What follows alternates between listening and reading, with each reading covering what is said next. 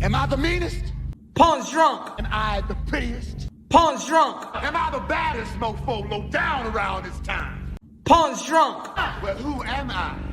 Punch drunk. Who am I? Punch drunk. I can't hear you. Punch drunk. AKA Mr. Moo Woo Shot himself. Of Harlem.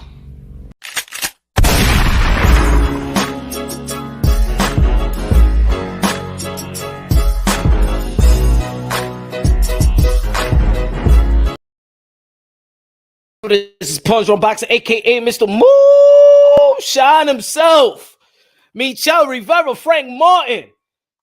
Dominicano in the building. Tomorrow. Plátano Power. Dominican Power. Sancocho. Manguco los 3 golpes. Frank Martin. Una pela que Michel Rivera te va a dar mañana. Espera. Frank Martin don't know about this. Frank Martin don't know about this right now. Hey, let's go. Michel Rivera. La zarza Lee Rivera le va a meter la mano a Frankie Martin. Erropin, you're not ready for this, my friend. You're not ready for this. Michel Rivera le va a romper la boquita a Frankie Martin. Hey, there you go. Hey. Oh. Look at that. Frank Martin don't know nothing about that. Hey, yo, once Frank Martin start hitting him with that merengue rhythm and stuff like that, Frank Martin be like, yo, what the hell is going on around here? He's gonna be like, yo, what the hell's going on right here, man? And Michel Rivera's gonna be like, ven, vamos a bailar, coño. What happened? You want to fight me? What happened? Look at my feet. What happened? You want a piece of me? What you want? He said he want a pizza. Do you want a piece of me? I said pizza. Do you want a piece of me? Right now, let's go. Right? What happened? Yeah, tomorrow's gonna be a good fight tomorrow. Look at the field, man. Y'all getting hype. Frank Martin don't know nothing about that, man. Earl Spence don't know nothing about that. Woo! Hold on. Let me stop that. Let me stop the music. Y'all ain't ready for that. It's Friday. Y'all should be liking this. Y'all smoking y'all hookah. Y'all smoking y'all hookah tonight. Smoking your hookah tonight. Joining me, Coach Anthony, the world-renowned trainer, with a nice Christmas tree in the back. Got the Christmas spirit. Yeah. Hey, y'all got you almost dancing, right? Yeah, you had me lit back here. We was on front. Coach Anthony felt like he was in the city right now. You know what I'm saying? Salsa con fuego. I felt like I was uptown with you right now somewhere. You know what I mean? That's what I'm talking about. We out. It's early. It's 6. You know what I'm saying? Right now, it's happy hour and stuff like that. Yeah. Yo, how you been, by the way? How you been, Coach Anthony? Everybody right now, subscribe to Coach Anthony, YouTube, his program, the website, the Instagram, the Facebook, if he still got MySpace, still subscribe to that. AOL. Right. What's good, brother? What's new? I'm good, man. I've been chilling, man. Focusing, obviously with the website, CoachAnthonyBoxing.com, focusing on that. We got the major sale right now, 90% off the Black Friday sale. I extended it into the holidays. I know I'm crazy, but, I'm looking out. All the courses, we got everything going on. So I've been focusing on that. And of course, I work with Raymond Ford. I got, Eddie Chambers is looking to make a little small comeback. So we've been helping Eddie out, getting Eddie back in shape to try to see what we could do with him. You know what I'm saying? He wants to make one last run. And he a vegan, so he's gonna be Bridger weight. Yeah, Yeah, right now it's just see how his body feels at this particular age. You know what I'm saying? He's 40 years old, but he's a young 40 though. He's a guy who takes care of his body, and we all know how fast he is. And now they have an opportunity for him to fight a little bit smaller heavyweights. We'll see what he could do. But right now we're just going through the process of seeing how we can get his body feeling first. So other than that, man, I've just been staying out the way. That's what's. Hey, yo, I just guessed that the Bridger weight, but y'all trying to do the Bridger weight. Yeah, I mean, Eddie, Eddie's a realistic fighter. He knows his limitations at this stage. He feels, and he wants to fight guys a little closer to his size. He doesn't want to fight guys like Tyson Fury and them type of guys. He's fought guys like Lomachenko, who's 6'9". But you know, he was also, I was also 10, 11 years ago. You know what I'm saying? So we just you know, doing what we do, man, chilling. Facts. Let me get this super chat. High low, D Melo. Good looking out. High low. If his moonshine has to be great, better than Frosted Flakes. You already know, man. Yo, did when you used to buy Frosted Flakes, that your mother, your grandmother used to send you right back to the store and made you buy the corn flake instead of the Frosted Flakes, and then you add the Domino sugar and stuff like that. Like, what are you doing with that? Huh? That's too much money. That's $1 more. Buy the corn flake and then put the sugar, and that's Frosted Flakes. Right. We used to do that. That's funny. We used to do that, yo. That's funny you say. Not necessarily to say the money, but I think my grandmother used to get the cornflakes, and I wanted the Frosted Flakes. She'd be like, just put some sugar on there. You know what I mean? Yeah, man. That extra 150 is too much. You know what I'm saying? Extra 150 is too much. But man, yo, it was good boxing last weekend, man. We didn't get to talk. Of course, you know, Bud Crawford beat David Avanesian. A lot of people still mad because we didn't have the welterweight division. The best fight in the welterweight division, probably in the sport of boxing, Earl True Spence versus Bud Crawford. We all got duped for the whole summer. We all got played. We ain't get the fight. We got David Avanesian and Bud Crawford. And also we had Teofimo Lopez in the Madison Square Garden versus Sando Martin. People still talking about it to today. It was a lackluster performance, underwhelming. People talking about after the post-fight interview when he said, do I have it? Questioning himself, second guessing himself. People talking about that, and that he backtracked today. We're gonna hit that in a minute. Shout out to Keyshawn Davis with his victory. Shout out to Jared Anderson with his victory. Shout out to Tiger. Tiger. Who else performed? Who else? Xander Zayas, Puerto Rican, yo peoples and stuff like that. You know what I'm saying? Doing this thing in the 154-pound division. Let's start this off with your prediction and what you think about this fight coming up. I don't know. You do know I'm half Dominican, right? Of course, but I know if you knew that. You know what I'm saying? No, yeah. But I'm saying your people because you Puerto Rican too. You feel me? Yeah, absolutely. But and you know what? Outside the Dominican people, we got more champions than Puerto Rico. You know, it's the first time. I didn't know that. Ricans got more champions than Puerto Rican. Damn, Puerto Rico is really slacking right now, bro. I'm not gonna lie, man. Puerto Rico definitely needs to step their game up, you know. And it's crazy because I got family that just moved to Puerto Rico, and I've considered going to Puerto Rico to, you know, get a property or two over there. And I've always had the idea, man, maybe I should go to Puerto Rico and try to like shake it up over there as a coach, man. Because I know Puerto Rico got some fantastic athletes and some good boxers, but I think there's a little something that needs to change over there as far as how they're approaching the game. So I would definitely be interested in going to Puerto Rico and helping out some talent, because I believe Puerto Ricans still can be on top of the sport, but it's just about how are they being taught, you know what I mean? Because they got the athletes. Hey, yo, the other day when I went live, what was it? I think it was Monday. I think it was Monday or Tuesday I went live, and I said, you know, a lot of people feel like, you know, a lot of people talking Teofimo Lopez should add more to the team. Teofimo Lopez should, you know what I'm saying, his dad got to go and stuff. I don't believe his dad got to go and stuff like that. But I say, I know the critique and things of that nature, you know what I'm saying? I'm cool with the Lopez and stuff like that. But if they needed an assistant coach, if they wanted to bring somebody new to the table, you know, and I did a poll, and I have four potential assistant. And I had you, Coach Anthony. I had Gerald Tucker. I had Joey Gamache, and I had Joan Guzman. You know what's effed up? I didn't even get to see the who actually got voted more, because I shut the live down. Once you shut the live down, I can't see the poll, and I forgot to see the damn poll. But let me just ask you real quick: what would you do if you get the chance? Or how would you feel? Would you even be open to a chance if the Lopez be like, you know what, Coach Anthony, man, I see what you could do, man.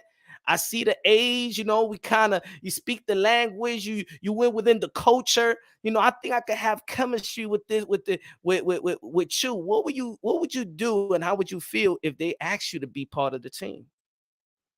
I would be honored, obviously. You know what I mean? Whenever a top-notch fighter or team, you know, asks you to be part of their team is really a compliment, right? It's an honor. So I would be honored, you know, for one. Uh, you know, so you know, my thing would be I would definitely, even though I'm honored, I would still want to have a long, strong conversation with both him and his father because obviously they built something over the last, you know, 2 decades or whatever together. And, you know, I know there's going to be a lot of emotions involved. I've been involved as an assistant in many situations in my boxing coaching career. So I understand what it's like to be an assistant to the head trainer. I know what that's about. At this stage of my life, I don't really want to be an assistant to anybody, but there are exceptions to the rules, you know what I mean? And there are situations where sometimes, you know, that's just the opportunity, you know, cost that you have to be willing to sacrifice. But I would be honored. That's what's up. That's what's up. High, low, high, low. Once again, de lo mío. Punch Run Boxing sense into it. Y'all already know, man. Good looking out, my brother. Appreciate you. High, low. Kings of the Commonwealth in the building. What's good, Kings of the Commonwealth? You would become a member of the Punch Run Boxing. You already know, man. The link is there. It's in the pin. Become a member. Support the channel. Support the grind. Support the movement, man. Don't be cheap. It's Christmas. You know what I'm saying? And also, Coach Anthony got 90% off. I mean, Black Friday was what, 80% off, right? No. Black Friday was 90% off, and I was supposed to get rid of the sale. I was supposed to get rid of the sale for after Black Friday, but then I was like, you know what? The holidays is here. What's the point of getting rid of my biggest sale? I might as well rock it for the holidays as well. So that was my thought process on it. So that's what I'm doing. I'm sticking to my word. Man, get your technique right, get your weight right. Everybody, man, get it right now. It's 90%, bro. 90%. Don't be thinking I'm gonna don't be like, you know what I'm saying, I'm gonna get ready on January 1st. Because January 1st is probably gonna be back to regular price. You know what I'm saying? 100%. I've let the sale go long enough.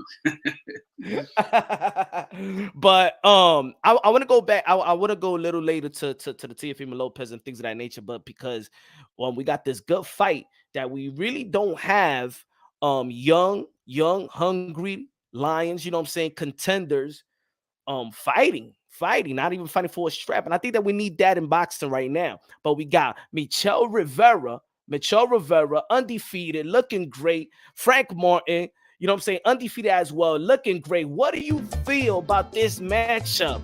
Right there for you, man. We talk about Michel Rivera. What you feel about your boy Michel Rivera?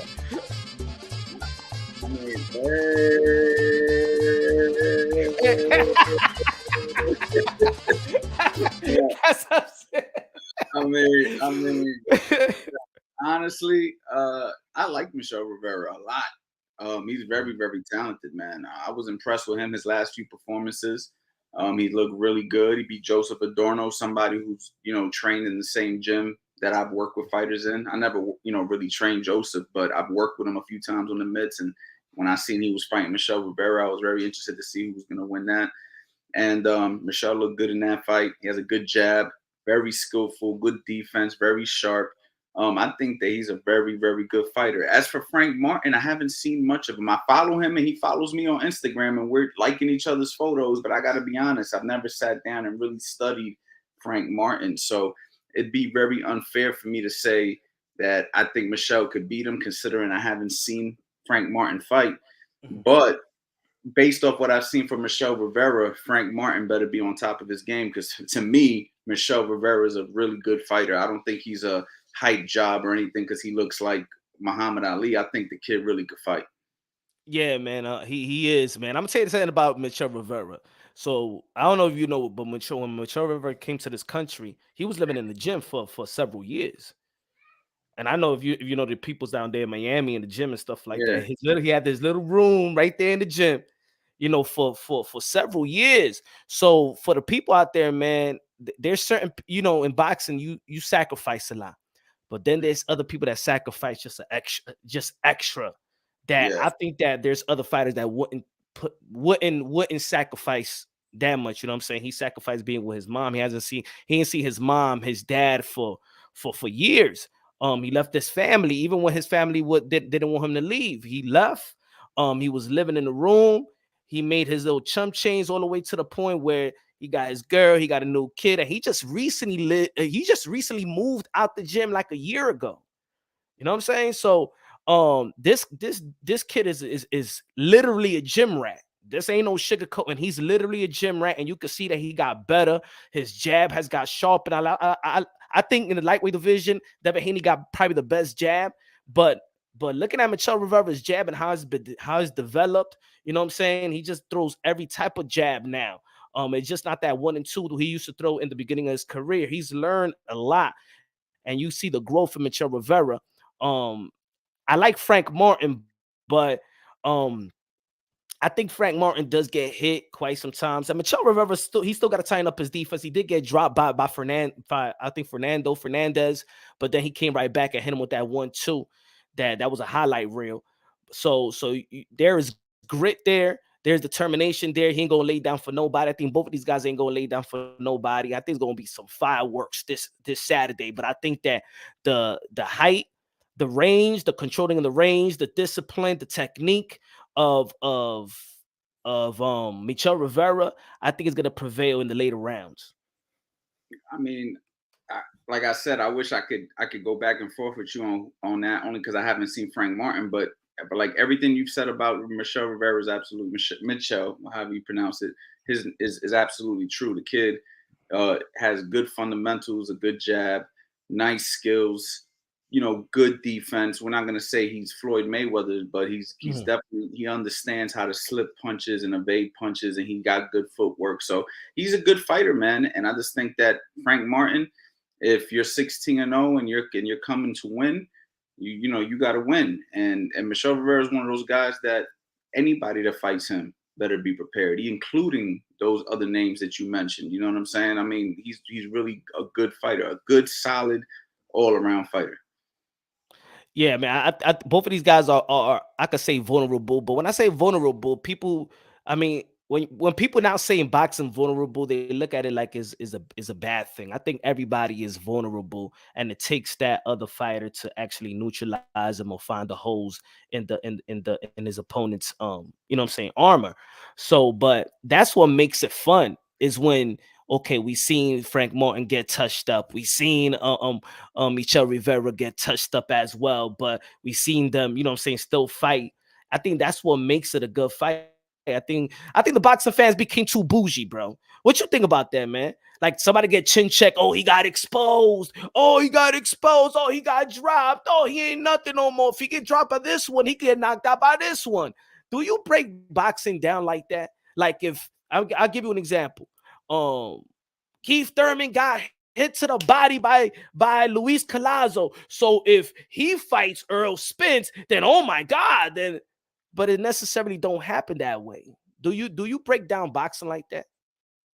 Well, not off one shot, right? Like for instance, Floyd Mayweather back when he fought Sugar Shane Mosley got clipped with the overhand right, and then he got clipped, and then he obviously recovered and he was able to dominate the same fight. And it would be easy to say, wow, you saw what Sugar Shane did to him. Wait till Canelo lands a right hand, right? And then when he fought Canelo, you seen Canelo couldn't land a shot on him, right? So no, you can't base it off one shot. Now, you could base it off performances, maybe. Like, for instance, if you struggle with a guy who is not that good and you barely get out alive, then I can see how a fan can say, yo, he barely got out that fight alive, and you think he's going to beat that guy. There is more of a realistic, judgmental right there. But even that doesn't necessarily translate, right? Boxing's not a triangle sport where you beat this guy and then this guy and then this guy, right? Like you might win against this guy, lose against this guy, and vice versa. The whatever. triangle theory. The triangle. Yeah. You know what I mean? So boxing, you definitely styles make fights without a doubt. So yeah, listen, you can't make the fans happy. One day they love you, one day they hate you. You know what I'm saying? And you just got to keep pushing, man, because that's just how boxing is, man. I've seen fans literally leave fighters in the dust the moment they lose, and then they bash them. And just 2 fights prior to that, they loved them. You know what I'm saying? So that's just how boxing is, man. It's just one of those unfortunate things that the sport has. Shout out to Tip Bayless. This fight will be about timing. Shout out to Tip Bayless. Good looking out with a super chat, my brother. Tip. Always showing support, man. Good looking out. Appreciate you, brother. Yeah, I mean, I don't know, man. It's like I think now this probably era people are panicking in their assessment in fights. You know what I'm saying? They're rushing these fighters. They don't believe in these fighters real quick. If this person just, I mean, look, I think we have given moral victories more than ever now. Like, I think that's all we given. You know, Pitbull Cruz did his thing versus Gervonta Tank Davis, but because he did it, he had a good outing, then that's like a win. And it's like is a shit on Tank. Is praise Sando Martin, shit on Tio. Is praise who else was praise Jack Catterall and shit on Josh Taylor. It's like we're praising the moral victor now. What do you feel about that?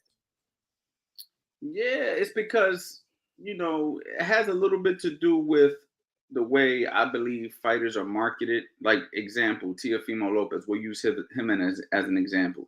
He was knocking guys out. He was on the come up, you know what I mean? Then he went ahead and fought Lomachenko, who was marketed as the best fighter since like Floyd Mayweather or something. I think he even was like pound for pound #1 in the world at one time.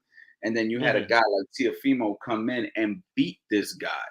Then go ahead in his very next fight, lose to Kambosos, right? Who now Devin Haney beats Kambosos, and now Devin Haney is, unified, and he's like the top dog. But in reality, looking back at it, it's like Tio should have beat Kambosos, and we all know that. You see what I'm saying? So now Devin's like, I fought the best, I'm the best. But it's like, really, not really, because Kambosos really wasn't the best. He kind of snuck his way in that situation by beating Teofimo. You see what I'm saying? Had he beaten Teofimo, I think that would have been more of a prestigious thing to do, even though he didn't have the belts, right? So, anyway, going back to the thing, you see Tio beat a guy like Loma, and then you see, okay, we give him a pass for Kambosos, but then he goes ahead and he fights a regular fight, and then he comes and he fights this guy, Sander. We're expecting Tio to shine, and then he struggles again, and now people are like, well, he's falling off, right?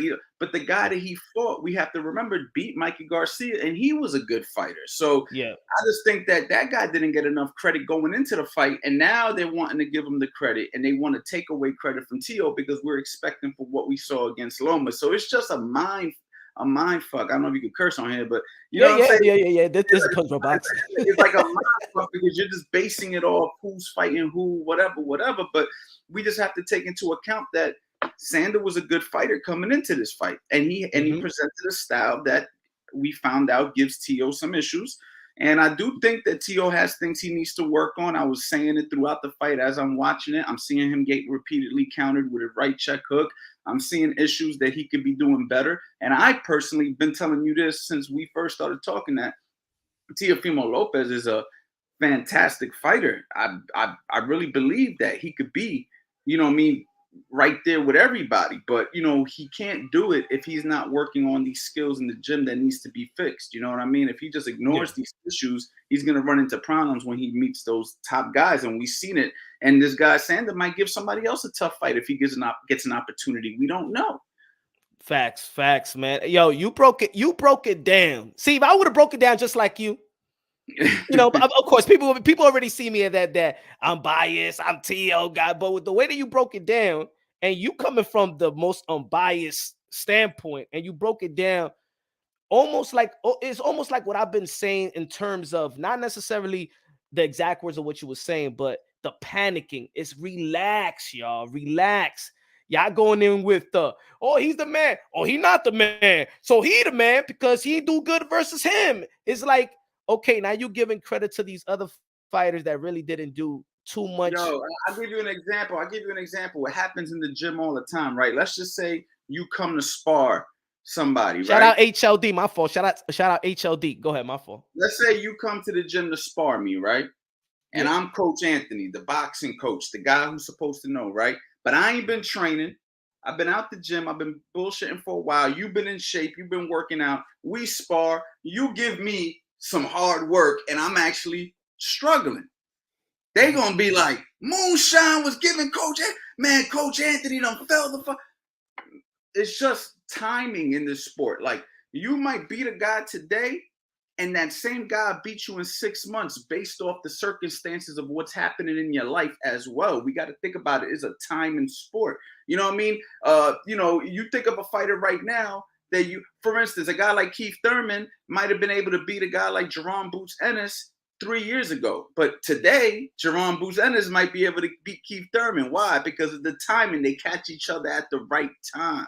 So maybe we don't know what, like when Teofimo lost to Cambosis, there was things going on in his life at that particular time that caused him to lose the fight. Had that fight happened at another time, Teo might have knocked him out in 3 rounds. So timing plays a part too. And then what we do is we look at the timing of when the fight happens and we jump to conclusions like, yo, hold up. Let Anthony get back in shape and let's see if this can happen the same way. Let Teofimo get his mind right and let's see if this can happen the same way. And that's the thing. We have to take into account what's going on as a whole. It's not just fighting when it comes to boxing. There's a whole bunch of variables.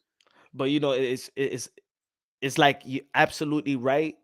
And the unfortunate part is that the fans don't give a damn about that.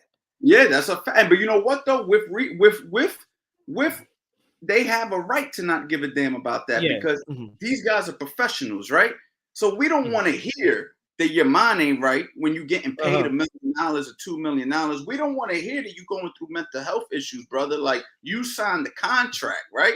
So with that being said, I agree with the fans for not giving a damn. But what I'm just saying is, we have to understand that based off the circumstances, that fighter might not be done. You might think he's done because he didn't do good this particular time. But if he gets his shit together, he might be able to reverse that. And, we've seen it time and time again with certain fighters where they lose a couple and then out of nowhere, they revamp their careers. A name that I think of right over the top from back in the days was Glenn Johnson. Glenn Johnson had losses. And then out of nowhere, he went on a fucking tear and was beating everybody. Yeah. He had 11 losses. Something came together and clicked, and the cylinders started firing. And all of a sudden, he beat Roy Jones, and then he just went on to beating everybody. And you were just like, damn, yo, Glenn, the Road Warrior. He just came out of nowhere. And he wasn't even super slick or nothing. He was just a dog. He was Fighter of the Year. What year? 2004? 04? I think it was Fighter of the Year. It took him 11 losses before the cylinder started firing, but he got the opportunity to show it. Where a lot of these new guys, they don't get the opportunity. Once they lose a couple, they out the door. The promotions get rid of them, and they out of here, and we never get to know how good they could have really been. High, low. Teofimo Lopez, water has no beginning or end. It never stops. That's why it always has it, or he always has it. High, low. Good looking out with a super chat, my brother. Good looking out. Good looking out. I agree. I agree with everything you're saying, man. That's good. Trying to point punch. He described the drawing you were trying to paint. Good facts.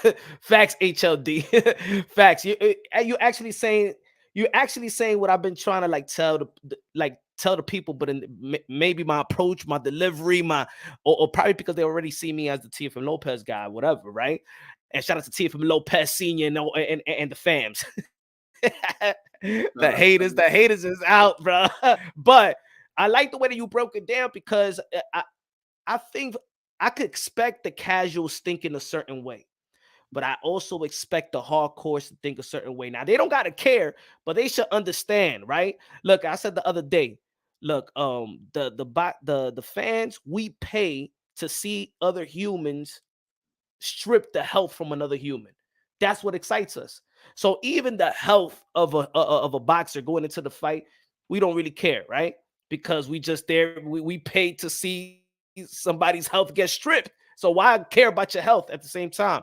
Yeah, at the end of the day, don't break boxing down like you don't know what happened. Say, all right, man, no excuse, but don't act like you don't know or don't understand what's happening and stuff like that and be like, oh, that's it, you throw them in the garbage and shit like that. That's why I don't like, you know what I'm saying? And to talk boxing with hardcore boxing fans and y'all act like that, like the casuals and stuff like that, come on, stop it. But anyway, man, it was a good fight. What do you think about Sando Martin, though? what do you think about Sando Martin as a fighter? Do you think that he brings that type of problem as a southpaw and very slick and always on his back foot, and not really giving you a lot of things to work with, but enough where he's making you look like you're having some problems? Because I think he could give a lot of people work. I think he's exactly what you saw. He's going to be that underachieving fighter, in my opinion. I could be wrong. I hope he proves me wrong. But he's going to be that guy who gives everybody a good fight, but doesn't quite get the fight. You know what I'm saying? You know that fighter who's like, he's right there with you. But you know what I mean? Like a Luis Collazo type that, like, he really won, but he didn't get the nod. He just reminds me of that kind He's of the fighter. Gabe Flo, the Gabe Rosado. Maybe like he's going to test all the champions. He's going to test you 100%. And I think the difference between him and Gabe is he's going to test you with more of a boxing skill style as opposed to Gabe, where it was blood and guts with Gabe. But for me, I just think that's the listen. I believe Teofimo could have made the fight easier. I believe that Teofimo could have really won that fight clearer. But I do think that Teofimo went in there with a little bit of the wrong approach in certain situations. And unfortunately, boxing is just like any other sport, man. You get two basketball teams and one team might be better than the other. But if the other team plays a good game that night, they might get the W. And that's what boxing is. Sometimes certain fighters don't play the right approach and the other one does. And it makes the fight that much closer. And it makes everybody automatically assume it was a robbery. I didn't think the fight was a robbery. I just thought that Teo could have did better. I had it wide, but I had it. I was in the Garden, bro. And nobody in the Garden had that shit close. Everybody thought Teo won clear? Yeah. Everybody around me, everybody thought it was shocked. Like people, the whole Garden was actually laughing at Sando Martin the way he was celebrating. You know what I'm saying? Like even the first knockdown, everybody was looking at each other like, what the 8 count? What's going on? But of course, you seen the replay. Of course, the people at home, they're gonna get every angle. But I'm gonna say I've been to a lot of fights. And when there's a close fight, you see the fans like looking at each other like, yo, this was not in the Garden. It was not a close fight at all. You know what I'm saying? But it is what it is. I think that Teo for me had an underwhelming performance. That's how I'm gonna call it. You know what I'm saying? He's had a couple since he's been on top, and I think that's why people are questioning it. And but I do think it's fixable. I don't think he's young. I don't think he's a fighter that people should count out right now. I think that he's still right there, and with the right adjustments, he could be right back where he was. High, low, Mr. Moonshine, the keeper of objectivity in boxing. Good looking now, my brother. Kings of the Commonwealth, Coach Anthony. How can Teo improve going forward? He has to get back to the drawing board. He has to be open to learn. He has to be open to try to work on the areas that he's been having issues with. And if he's open and he's willing to be a complete student, and I know it's difficult for fighters when they get to a certain level because they feel that they've accomplished so much, but sometimes it's not about learning more. Sometimes it's just working on things that you already know and starting to do it again and bringing it back. So if he's open to that and his team is open to that and they don't, get discouraged by what the fans are saying and try to prove a point that they don't got to change nothing and they got like the ego involved, that they can get rid of the ego, which I don't know if they have it or not. I'm just speaking on what I think would help. I think that they have an opportunity to do exactly what I said, get right back to that position where people won't question it. But if they don't do those things, then these other kids are hungry, man. These other kids are wanting that spot, and he's got a lot to deal with in that division, man. We're talking about a stacked area, anywhere from 135 to 147 is stacked. You know what I mean? And everybody there's a problem, so you need to be on top of your game. Yeah, I think I think he had a great training camp. I even visited him in the training camp and stuff like that. I seen sparring. I'm saying like you know how it is in the gym. The sparring that he had, man, those guys was pushing him way better than Sando Martin. I think that he was working on things that I was actually happy. Like Like there's certain things that I'm like, yo, what should Teal get better at? You know what I'm saying? I'm like that he should go to the body more. You know what I'm saying? If you see his fights before, he used to just go on the inside. He'll push off instead of punching off the clinch, and then that's what they was practicing on. And he hurt the dude. The dude was like 170. He was the big dude, 175, almost 180. He was sparring. Hurt the dude with a body shot. And I said, yo, all right, now you working on what they felt that is probably one of his things that he need to work on more, right?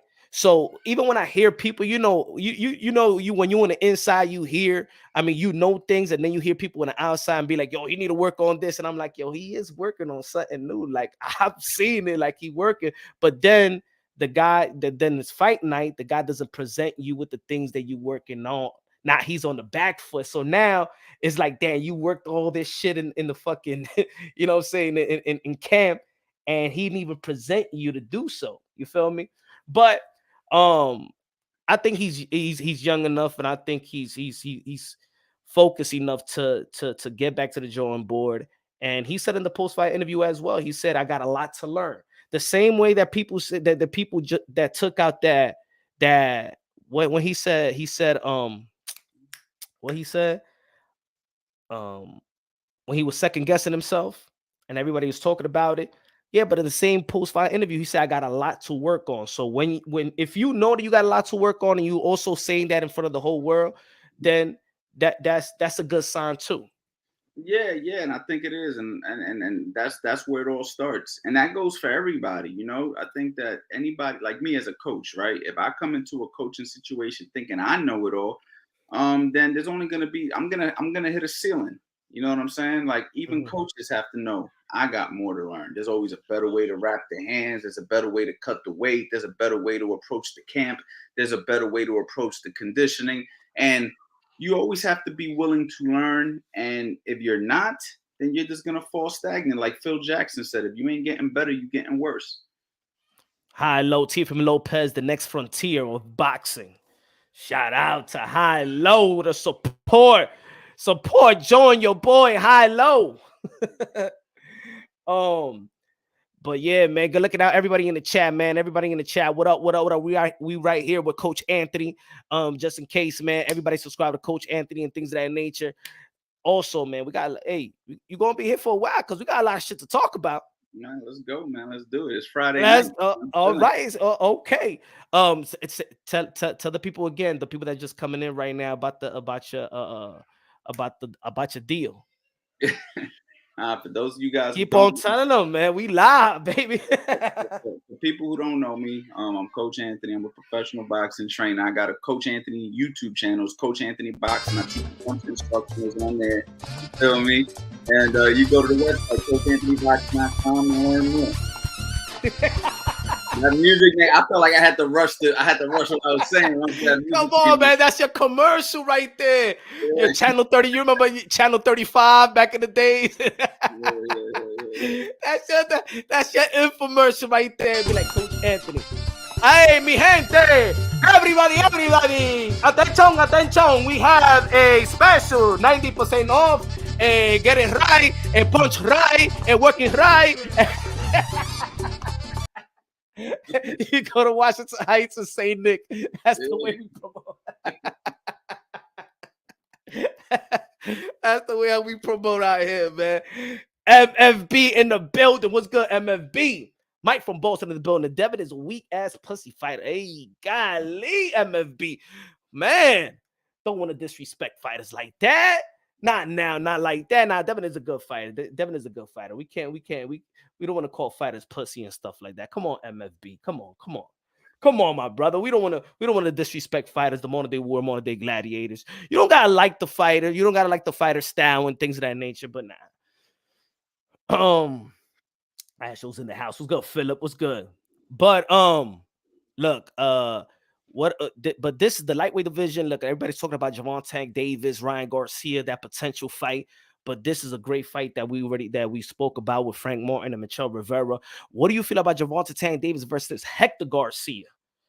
That's an interesting one because Hector Garcia, he just beat Chris Colbert, right? And Well, he beat another dude. I forgot his name, but Guillermo. Was it Guillermo? I think he beat Guillermo. That's how he got his super featherweight title. Before that, he beats Chris Colbert. So yeah, he had two good wins. Yeah, 2 good wins. He's an Olympian, if I'm not mistaken. Yes, sir. So I think he got a little heavy hands. Based off what I've seen with Chris Colbert, I think and I actually picked him to beat Chris Colbert after I watched the first round. I never seen anything on the kid, and after the first round, I made a tweet, and I was tweeting on. I said, "Today, Chris Colbert's gonna lose." I said it, and then he ended up losing. And no shade to Chris Colbert. I know who he is. We know each other, and I wasn't trying to be disrespectful, but I did see something in the very first round, and something tells me this kid got heavy hands. But the thing about Gervonta Davis is an underrated boxer. He's very smart.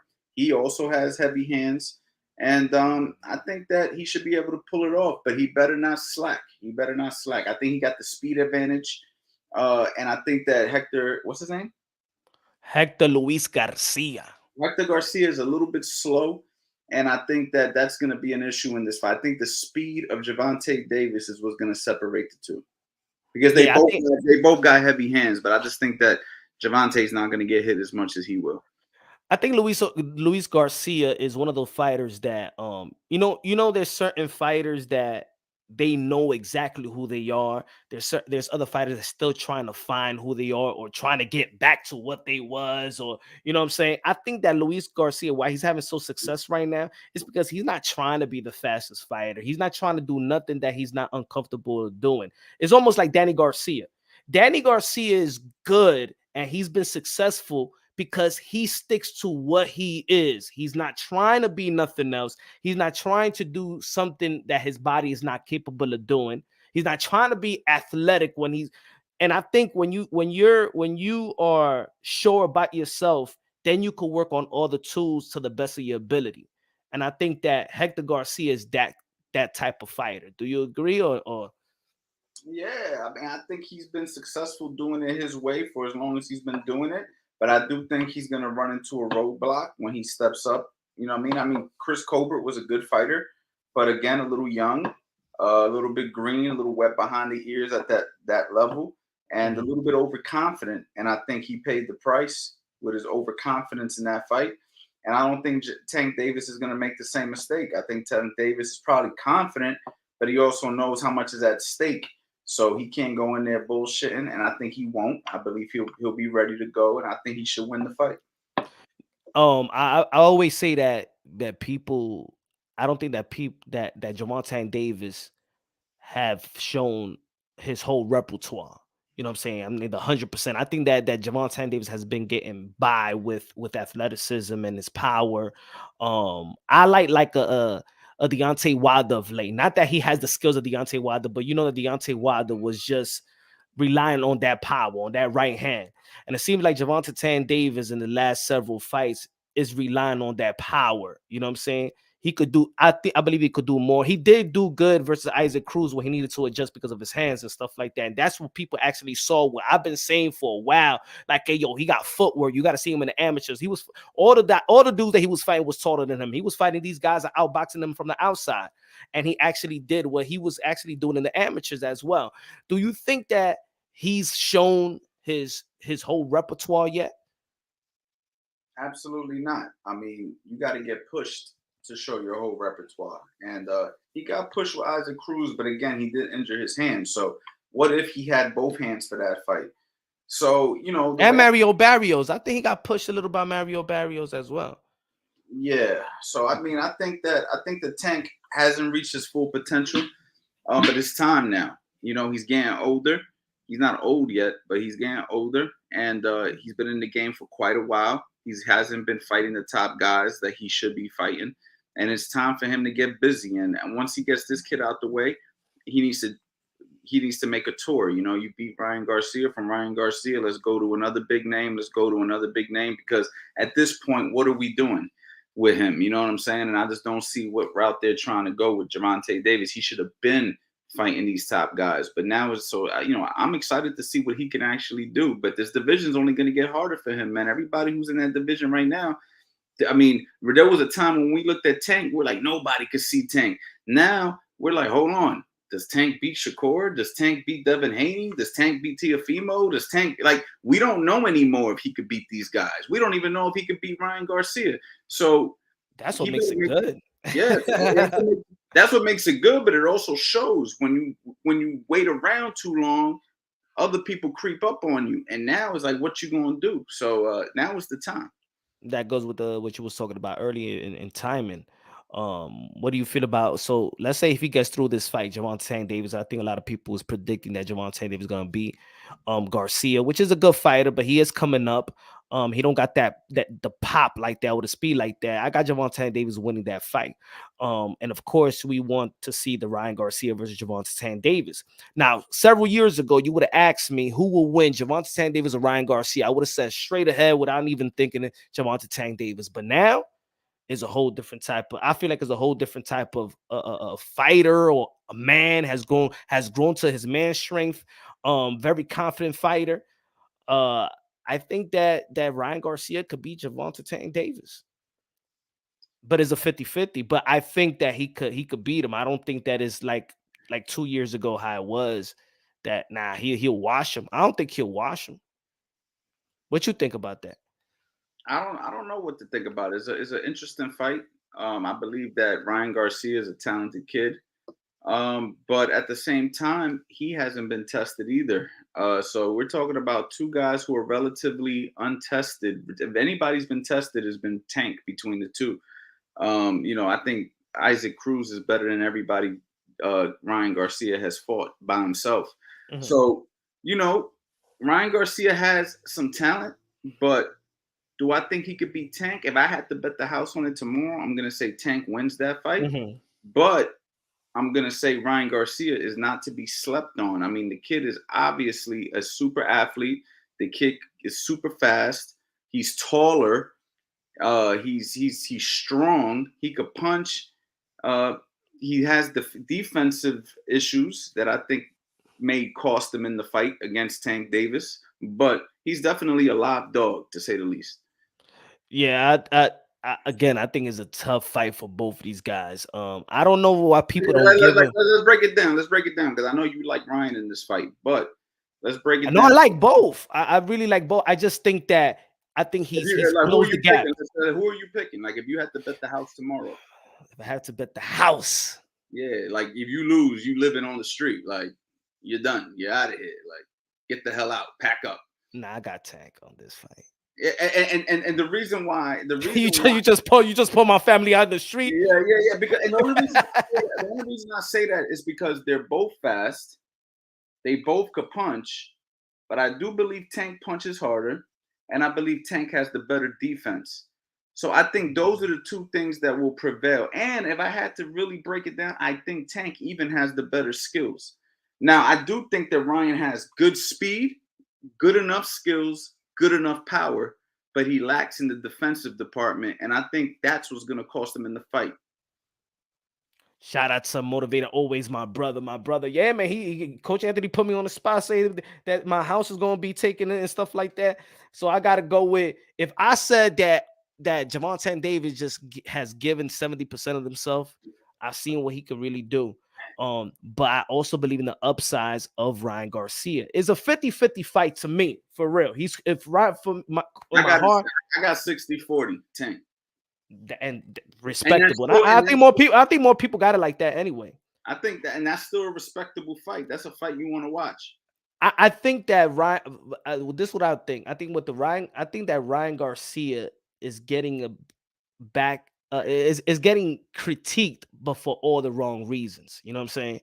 It's like Ryan Garcia won how many national titles? 7 national titles.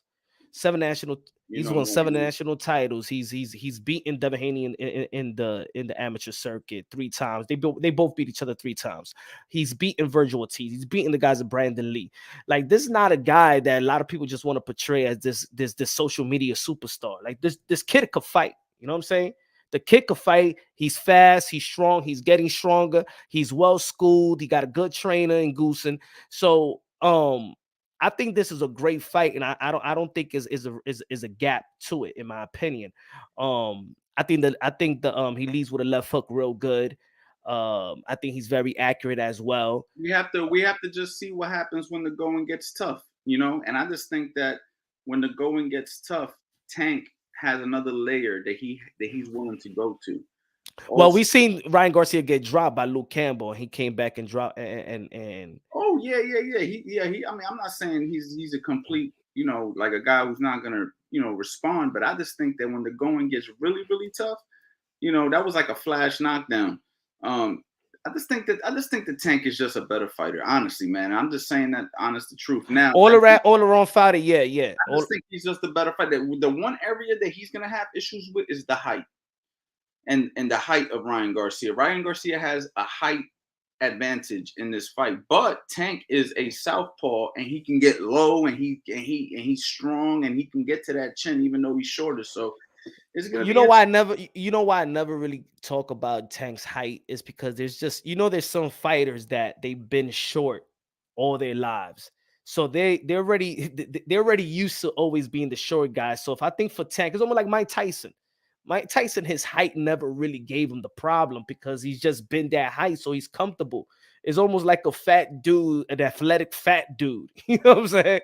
And lately you have you know, Joe Goosen who likes to promote an aggressive style, and I think that just puts Ryan at more risk to get hit, honestly. So I just think that if he goes in there and tries to mix it up with Tank, he's only going to have the worst end of the stick because Tank hits harder. Tank is going to be more effective on the inside because the shorter fighter is going to have more of an advantage in that situation. I just think Ryan Garcia is going to lose, but I think that he's going to lose in an interesting way. Like, I think that you're going to have moments where you're like, oh, shit, you know what I mean? Like, he might get him, and then that's going to be think both of these guys are – I think both of the guys going to be subjected to get hurt because I feel like Gervonta Tan Davis defense hasn't been disciplined ever since the Leo Santa Cruz fight. I think he didn't respect Leo Santa Cruz, so he let him hit him. You know, so he got hit with a good 2-3 piece before he landed that uppercut. But he was willing to get hit to land that because he didn't respect his power. He's gotten hit by guys like Gamboa. He gotten hit with Mario Barrios, where Floyd Mayweather had to go to the corner and tell him, "Hey, yo, you losing in the unofficial scorecard." So I see, and look at Rolly. Rolly in the first 3-4 rounds was actually jabbing. Gervonta and Davis made Rolly look like an actual boxer. You know what I'm saying? So I don't trust his defense like I used to. And if Ryan Garcia vulnerability is having his neck out, like a lot of people were saying, his vulnerability is defense. Well, Gervonta Davis to me has his vulnerability as well, and I think that's why the gap to me really has been closed because of his defense. Yeah, I mean, that's not a bad assessment. I got no issues with what you're saying. I think it's going to be a really good fight. You know, but I'm going to pick Tank. Do you still care about this this Bud Crawford Earl Spence fight? Be honest. If it doesn't happen this year, coming up 2023, then I don't ever want to hear about it again. You know what I'm saying? Like, I'm ready to be 36 years old next year. Yeah, I mean, they're both. Yeah, they're at that point now where if it doesn't happen now, just go ahead, guys, do your thing. You know, and I'm super excited about Jerome Boots Ennis, man. You know, I got a chance to see him spar live in the gym the other day. Oh yeah. How was that? The kid is fantastic. The kid is everything they say he is, and I think the world is gonna find that out as soon as he gets an opportunity. I know a lot of people aren't sure about him, but I'm telling you right now, the kid is the truth. Hey, yo, I've been saying it for almost 4 years. I've been saying that he's the second coming of Roy Jones Jr. When nobody was talking about Boots out here, yo, coach. When nobody was talking about Boots out here, I was talking about Boots. People said I was crazy. People said that Punch, stop prematurely, you know what I'm saying, assessing these guys. Second coming of Roy Jones Jr. And now look. I actually think fundamentally he might even be better than Roy Jones Jr. was because he doesn't ignore the fundamentals with just athleticism, where Roy Jones was a super just athlete. Now, I'm not saying he's a better fighter than Roy. I mean, that's yet to be seen. But what I'm saying is he doesn't ignore the fundamentals. He actually sticks to fundamentals, and he's athletic, and he can switch, and he's got power, and he's got speed. When I think of the guys that Errol Spence and Terrence Crawford has fought up to this point, I can't see any of them beating Boots right now. And then when I think about the guys who they are currently fighting, I don't see any of those guys beating Boots right now. So to me, it's like Boots needs to be fighting those type of guys, like, because who the hell has Terrence Crawford fought that you don't think Boots can really beat? Who do you think? Who has Errol Spence fought that you don't think Boots can beat? Yeah, let me get a little push back to my brother Coach. I understand that he doesn't abandon the fundamental, but we're still talking about a fighter that hasn't accomplished a title or anything like that. I think the fighters start losing their fundamentals when they're successful and they keep being successful. Like, let's say, like you felt like T.O., you feeling like Roy Jones Jr. started doing it, right? We just relying on athleticism and reflexes and showboat, and he was just, you know what I'm saying, Prince Nassim, all these guys, you know, I think the success, and when you're just winning at a constant at a constant rate versus rate as ranked fighters versus ranked fighters. So let's say Boots Ennis. Let's see if he gets the success and becomes a world champion, and let's see how he handles success first before I say he could abandon. I think that's the question mark, and I think that the question mark with Boots is also how does he take it back when it gets dished back at him. We've yet to see him tested, even in sparring. You know, you bring some of these guys that's been sparring him, and he's been sparring some good fighters behind the scenes, but none of them has been able to test them. And so until he's tested, we don't really know how many layers he has, and that's the question mark. But what I do know is based off pure skills and talent, he's exactly what people are saying he is, and anybody who doesn't think so is going to find out very shortly. It should only be within a year or so before he gets a chance to prove it. I'm just letting you guys know now. And the good thing about it, he a homebody too. He's not this kid going out there in the club getting drunk and stuff like that. Hopefully he stays like that. Hopefully he stays like that. His father doing a wonderful job. You know, one of the few teachers in the sport of boxing. You know, there's a lot of coaches, but one of the few teachers. He got he got a nice stable, a nice atmosphere over there. And Bosie's been around a very long time. You know, he's getting his credit now because of Boots. But don't forget about Farah Ennis, Derek Poole Ennis. He's been around the game a long time. He's 70 years old, and he looks like he's 50. Yeah, hell yeah. You know what I mean? So I mean, you're talking about a guy who can still get in the ring and spar at 70. So these guys been around, you know, for a long time. But now he's getting his credit, you know. And what you picked off from Booz? As far as what?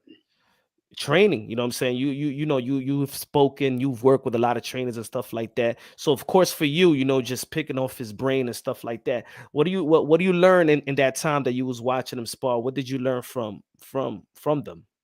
I just learned that they're serious about what they're doing, and they don't cut corners. You know, it's simply just sticking to the script, man. You know, and I just think that a lot of people, they get away from the script because they think that they have to do all this extra shit to try to get to the top level. And what they do is they are strictly, you know, doing what they're supposed to do. You know, they're warming up properly, they're shadow boxing, they're sparring, they're hitting the bags, they're working the fundamentals. They're not doing all the glitz and the glamour bullshit that you see on the internet. They're really learning. They're just really just sticking to the script and being patient. And Boots has been boxing since he was a kid. He only has 60 amateur fights, but he's born into boxing. He's probably throwing punches at 3. So, you know, the kid has just been consistently in the gym for the last, you know, 20 years. And it's just showing that with patience, hard work, dedication, consistency, you will get the success, but you have to also be taught properly. And he's being taught properly. Spence versus Boots. If I had to pick somebody, yes, sir, I'm gonna pick Boots. Coach Anthony already picking Boots. I'm gonna pick Boots because I think that the only way Spence can win that fight with Boots is if he hurts Boots, and this is the question mark that I have. This is the question mark that I have for Boots. I don't know yet how Boots does when he gets under that kind of pressure. But Boots is a big welterweight, man. All right, for one. So he's going to be hard to just bully around the ring. He's Yeah. got big power, not just speed. Like, he's one of the rare fighters who I've seen in person that hit hard and they're fast and they're skilled and they got defense and they could, like, most guys are either fast or they hit hard. And he athletic, man, but playing This ball. kid can do both. Yeah. And he's got a baby face. So And he could switch. Yeah, and he could switch. it'll fool you with his calm, nice demeanor. Like, it'll fool you, like, oh, he's just and then he get in the ring and he turns into a killer. And you're like, damn, like, I don't know if I've ever seen a guy that could punch that hard and is that quick and is that defensively responsible and can switch and is equally as good on both sides. I don't know if I've ever seen it. Coach Anthony got Boots beating Earl. Boots versus Crawford. Oh, the same. I think Errol gives him a better fight than Crawford. So yeah, I got Boots. So that's it. Boots for you is the guy. Yeah, I think he Boots, convinced you. Yeah, he's convinced me because he's boxing guys that are cruiserweights in the gym, and I'm not gonna give out the gym information. Let's go, Coach. I'm gonna give out the No lie, because hey, I say he's gonna. I say he's the second coming of Roy Jones Jr. Yeah, like, 4 years ago. So yeah. I what you say right now is like, hey man, Terrence Crawford to me gets hit too much. Terrence Crawford to me is good, but he's also a guy that came up from what, 135? Yep. He's not a true welterweight. Boots will end his career at 160, where I think Bud will end his career at 147. You know what I'm saying? And I think that Boots will go as high as 160. So you're talking about a real welterweight as opposed to a guy who's moved up to welterweight. And I think Boots is faster, slicker, sharper, hits harder, better at switching. I mean, I think you just got to look at all the attributes and say who. The only thing Crawford has over Boots is experience, but Boots has to get his opportunity. That's how you get experience, with opportunity. Yeah, and I was talking about that the other day. Opportunity. High, low. Mr. Musa, el adobo, el sazón, el borracho, el pastor de boxeo. Díceselo, mi gente. High, low. Lo que no saben, díceselo. Gracias de lo mío. Look, man, Boots is the goods, man. What do you feel about Virgil then? So do you feel like Virgil was in Boots level, or do you feel like Virgil is below Spence and Bud? Because of course, when you hear Boots, you hear Virgil. And maybe of course, because that's it. You know what I'm saying? We getting tired of these guys holding the division hostage and not fighting each other. I want these guys to move to the 154. I don't give a damn about Bud and Earl Spence, to be honest. I just got to talk about it because it's still concept, because of the boxing world. There's a lot of people in the boxing world that still wants that fight. But to be honest, Coach, I don't give a damn about that fight. For review, have a lie detector test and say, I don't care about that fight. You know what I'm saying? I go to the 154. Go challenge Jamel Charlo. That's what I'll say. Well, I think that's what's going to end up happening with Boots. I think Boots either going to end up having to move up and fight like a Charlo, and I think that he does good against the Charlos as well. I mean, I just think that he's built for that. You think he's going to have to do what Paul Williams did, that he couldn't get a fight in 147 and he was forced to move up? I think that's a possibility. And a guy like Virgil Ortiz, I haven't watched enough of Virgil, but from what I've seen, he looks pretty strong. Something tells me Virgil Ortiz gives Boots a better fight than Errol and Terrence, but maybe he can't beat Errol and Terrence. It's one of those triangle situations where, you know what I'm saying, he might give Boots a tough fight, but get beat by Terrence as well. Like, I don't know. Like, something tells me that his style might be, the kind of style that might trouble Boots a little bit. But I just think that Boots is just a better fighter than those guys. And I'm not being biased. I'm just being honest. Nah, hey, yo, look, if I ask you the same question we was talking about Gervonta Davis versus Ryan Garcia, Virgil Ortiz and Boots is going to be the talk of the town. Once these guys move up, it only going to take one. If Earl Spence move up or Bud moves up, it's going to be Virgil, Boots, Virgil. That's going to be the talk of the town. That's going to be the fight that the fans want to see. I really wanted Boots to actually get his main event fight because at least Virgil Ortiz is getting his main event fights. And Boots is already going to have, 30 fights already? And I'm like, damn, that's a lot of fights for that skills and talent. But of course, he didn't have a long amateur sting. But you know, he did his thing versus what you think about Gary Antoine Russell, 140. He's an interesting fighter. He's a good fighter. But his style. He beat Boots. Yeah, but listen, I mean, look, man. Amateurs and pros are two different things, man. We have to remember that. You know, like the only reason why amateur boxers are highly regarded in the pros as a good amateur is only because of their international experience and the fact that they fought in, you know, all these major tournaments year after year. But the actual fight that they had with that fighter doesn't translate because you're only fighting for 3 rounds with headgear 20 on. hours. You're only fighting for 3 rounds with headgear on, where, you know, you're talking about a 12-round fight with no headgear now, and it's just a different pace.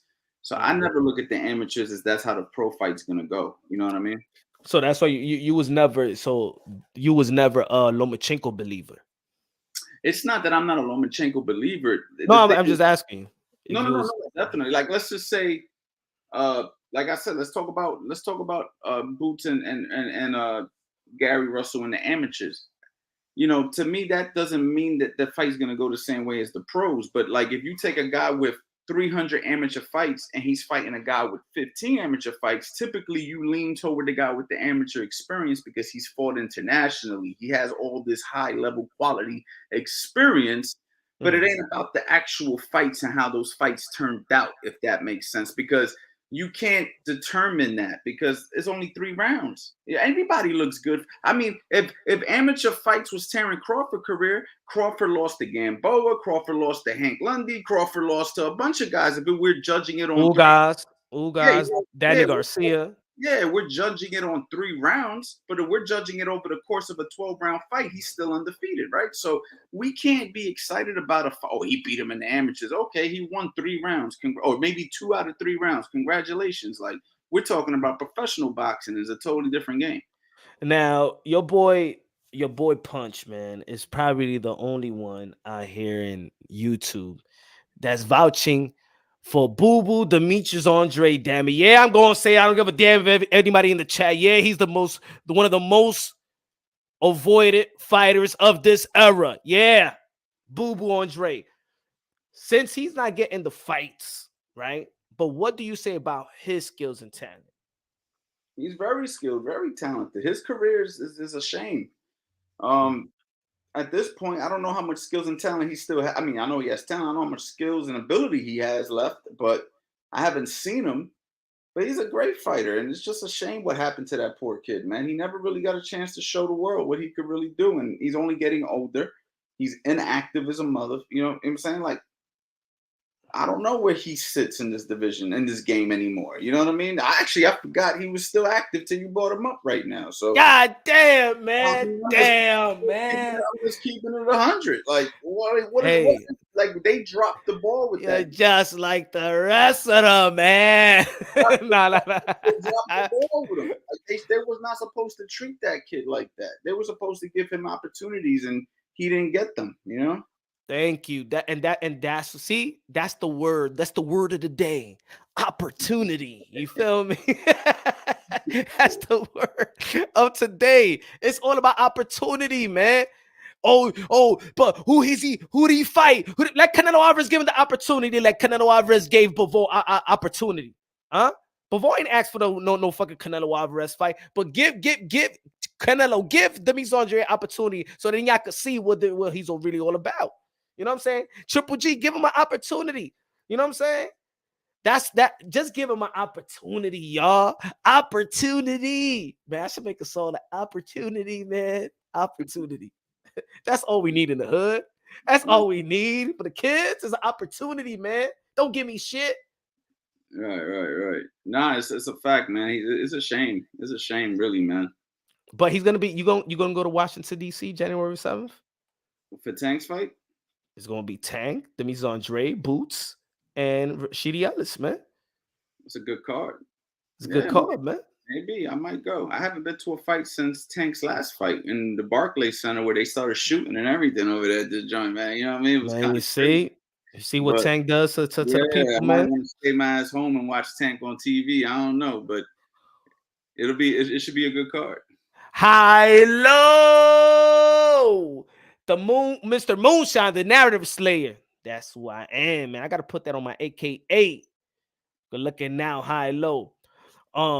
There's a lot of things in the sport of boxing. I think 2023 is going to be good. Just in January itself, you got that card that I just told you with all these names, right? Whether people say showcase, whatever, man. At least I'm seeing the fighters that I actually want to see fight.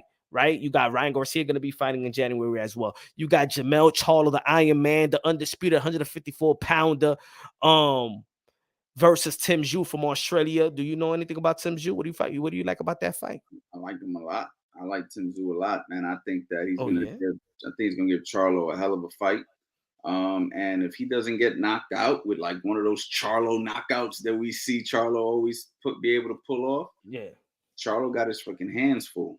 Tszyu is arguably better than his father, skill-wise. Now, we about to see how he does when he steps up in class, but I like him. I think he's good. I was very impressed with his last fight. Even though he did get dropped in that fight as well. Yeah, I mean, it's boxing. You get dropped, but you see, that's what I mean. You see, you know how you know why you said it just like that? Because you're not this bougie era type of fans. Because you come from a different type of era. That you saw how you how you look. Yeah, he got knocked down. So what? That's how I look at shit. That's how I look. All right, he got knocked down. Okay, he struggled with this fight. All right. But now, shit like that happens in the gym too. I mean, some of your favorite fighters been knocked out in the gym. Y'all don't know about it though. Yeah. You know what I'm saying? And then they go out and they look good in their fight, and you didn't know they got knocked out in that camp. Like, you don't know. Like, you know what I'm saying? So, I've been in the game for 20 years, you know what I mean? And it's just like, for me, I seen shit that people would be like, really? Like, oh man, I had no idea. So that shit don't affect me. The hardcores became the new casuals, bro. That's what it is.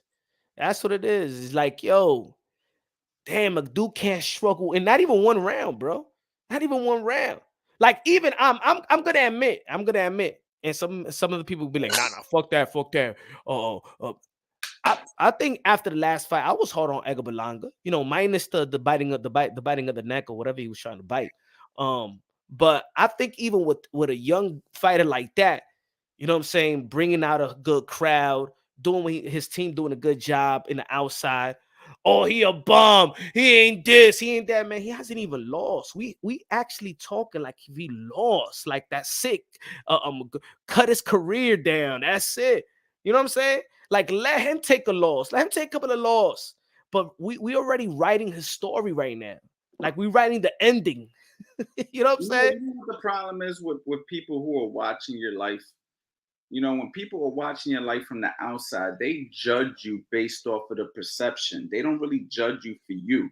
They don't really judge you for what's reality, right? Like, you see a guy like Edgar Berlanga with 16 wins, 16 knockouts. Now you're judging him as a guy who's got to knock everybody out, as opposed to just paying attention to they're building him up. They're building him up to be a star.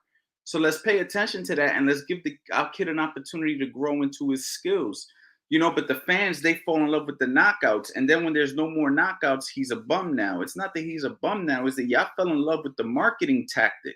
Now that he's actually fighting real guys and he's still winning, we're judging him because he's not knocking them out. It's like somebody judging you by your introduction of Moonshine. Say, oh, that Mr. Moonshine, man. They're not judging you that, yo, this is Moonshine's personality for his show. The dude, you probably a really fucking good person. You are good. I know you personally, but you're a good person doing this, doing that. But they're gonna judge you off of maybe you yelling, talking shit about a certain boxing situation. People are too quick to judge a guy based off what they're looking at, which is marketing, as opposed to let's pay attention to what's really happening in front of us. That's where the educated eye has to come in. You know what I mean? Facts, man. It's like, man, we just getting carried away, man. We're getting carried away, man. I think.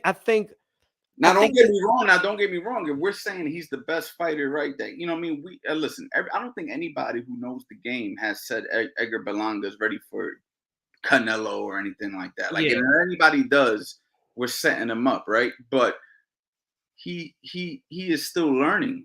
I did say this though, that if he keeps winning like that with the marketing backup, that the only mega fight that Canelo Alvarez have left is David Benavidez and Edgar Berlanga. If Edgar Berlanga keeps winning like that, because to be honest, I don't think Canelo Alvarez have another mega fight. I'm talking about the Triple G Canelo. I think he could get that with the Charlos, man. I don't know why fight's not being brought up. I think that Canelo versus any one of the Charlos would be a mega fight, because the Charlos bring excitement with their knockouts and their really angry, emotional personality. And Canelo's the biggest star in boxing. I think Canelo should consider coming back down and fighting the Charlos. I think those fights would be fantastic. And then, of course, Benavidez, if you want to see him in a really challenging fight, you know what I mean? Yeah, I think I think Jamel Charlo has earned it more than Jamal Charlo now. Jamal Charlo is the middleweight champion. He's another one who's not fighting enough. What's going on with him? We don't know, man. I don't get it. I don't understand what's up with these guys, man. Like, I don't know the business enough. I don't know what the hell's going on. They're not fighting. I don't know. You heard what Adrian Broner said, man. That over there, that people need to wake up. He's basically saying that the guys in the PBC need to wake up. That there's no dates. It's basically like, yo, you got to make your move and stop listening to promises. So yeah, I don't. Randy Hernandez in the building. What's good, my brother? Salud with Dominican flag and Bonita Bandera. Philip in the building. What's good, man? But yo, I do want to that Jamel Charlo fight versus Tim Zhu is good. I got Jamel Charlo winning. And it's actually surprised. He even said what he said. He said he's gonna stay in 154 pounds. I think for the end of his career.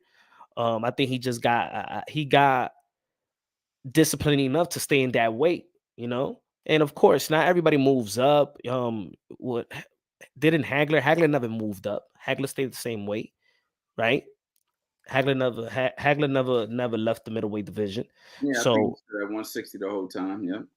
Yeah. So that's I mean, the 154-pound division is good if guys gonna be moving up, just like the 140-pound division is getting better because the guys in the 135 is moving up. I think that's the tough division as well. Now, yeah, Uwe undisputed. What you feel about Uwe? You don't know? Dynamite in his gloves, man. I mean, dynamite. Okay. You talk dynamite in his glove. You talking about the gloves like Terrence Crawford's gloves, man? What you feel about them gloves, man? I didn't see the gloves, but I see everybody talking about why nobody's talking about it.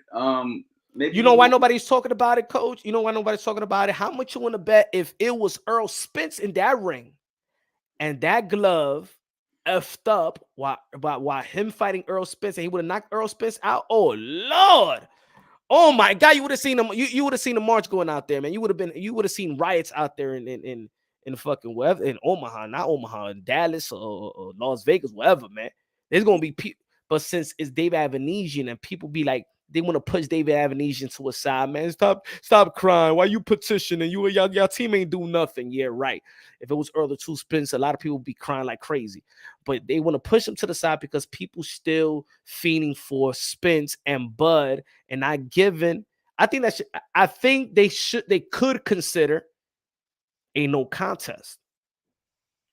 I have to do more. I have to go actually see it. I didn't even see it. I just seen a post about it, somebody saying, "How come nobody's talking about the gloves?" And you didn't see the fight. You was watching Teofimo and Sandor Martin. Exactly. I was watching that fight, and then That's right. Yeah. I didn't even watch the Terrence Crawford fight. I just saw the highlights, and I didn't see anything about the glove, but I seen people posting about it. So BK Prime, damn, you ain't get the BK Prime, nah. No, I ain't get that. Oh man, another boxing network I got to keep up with now, man.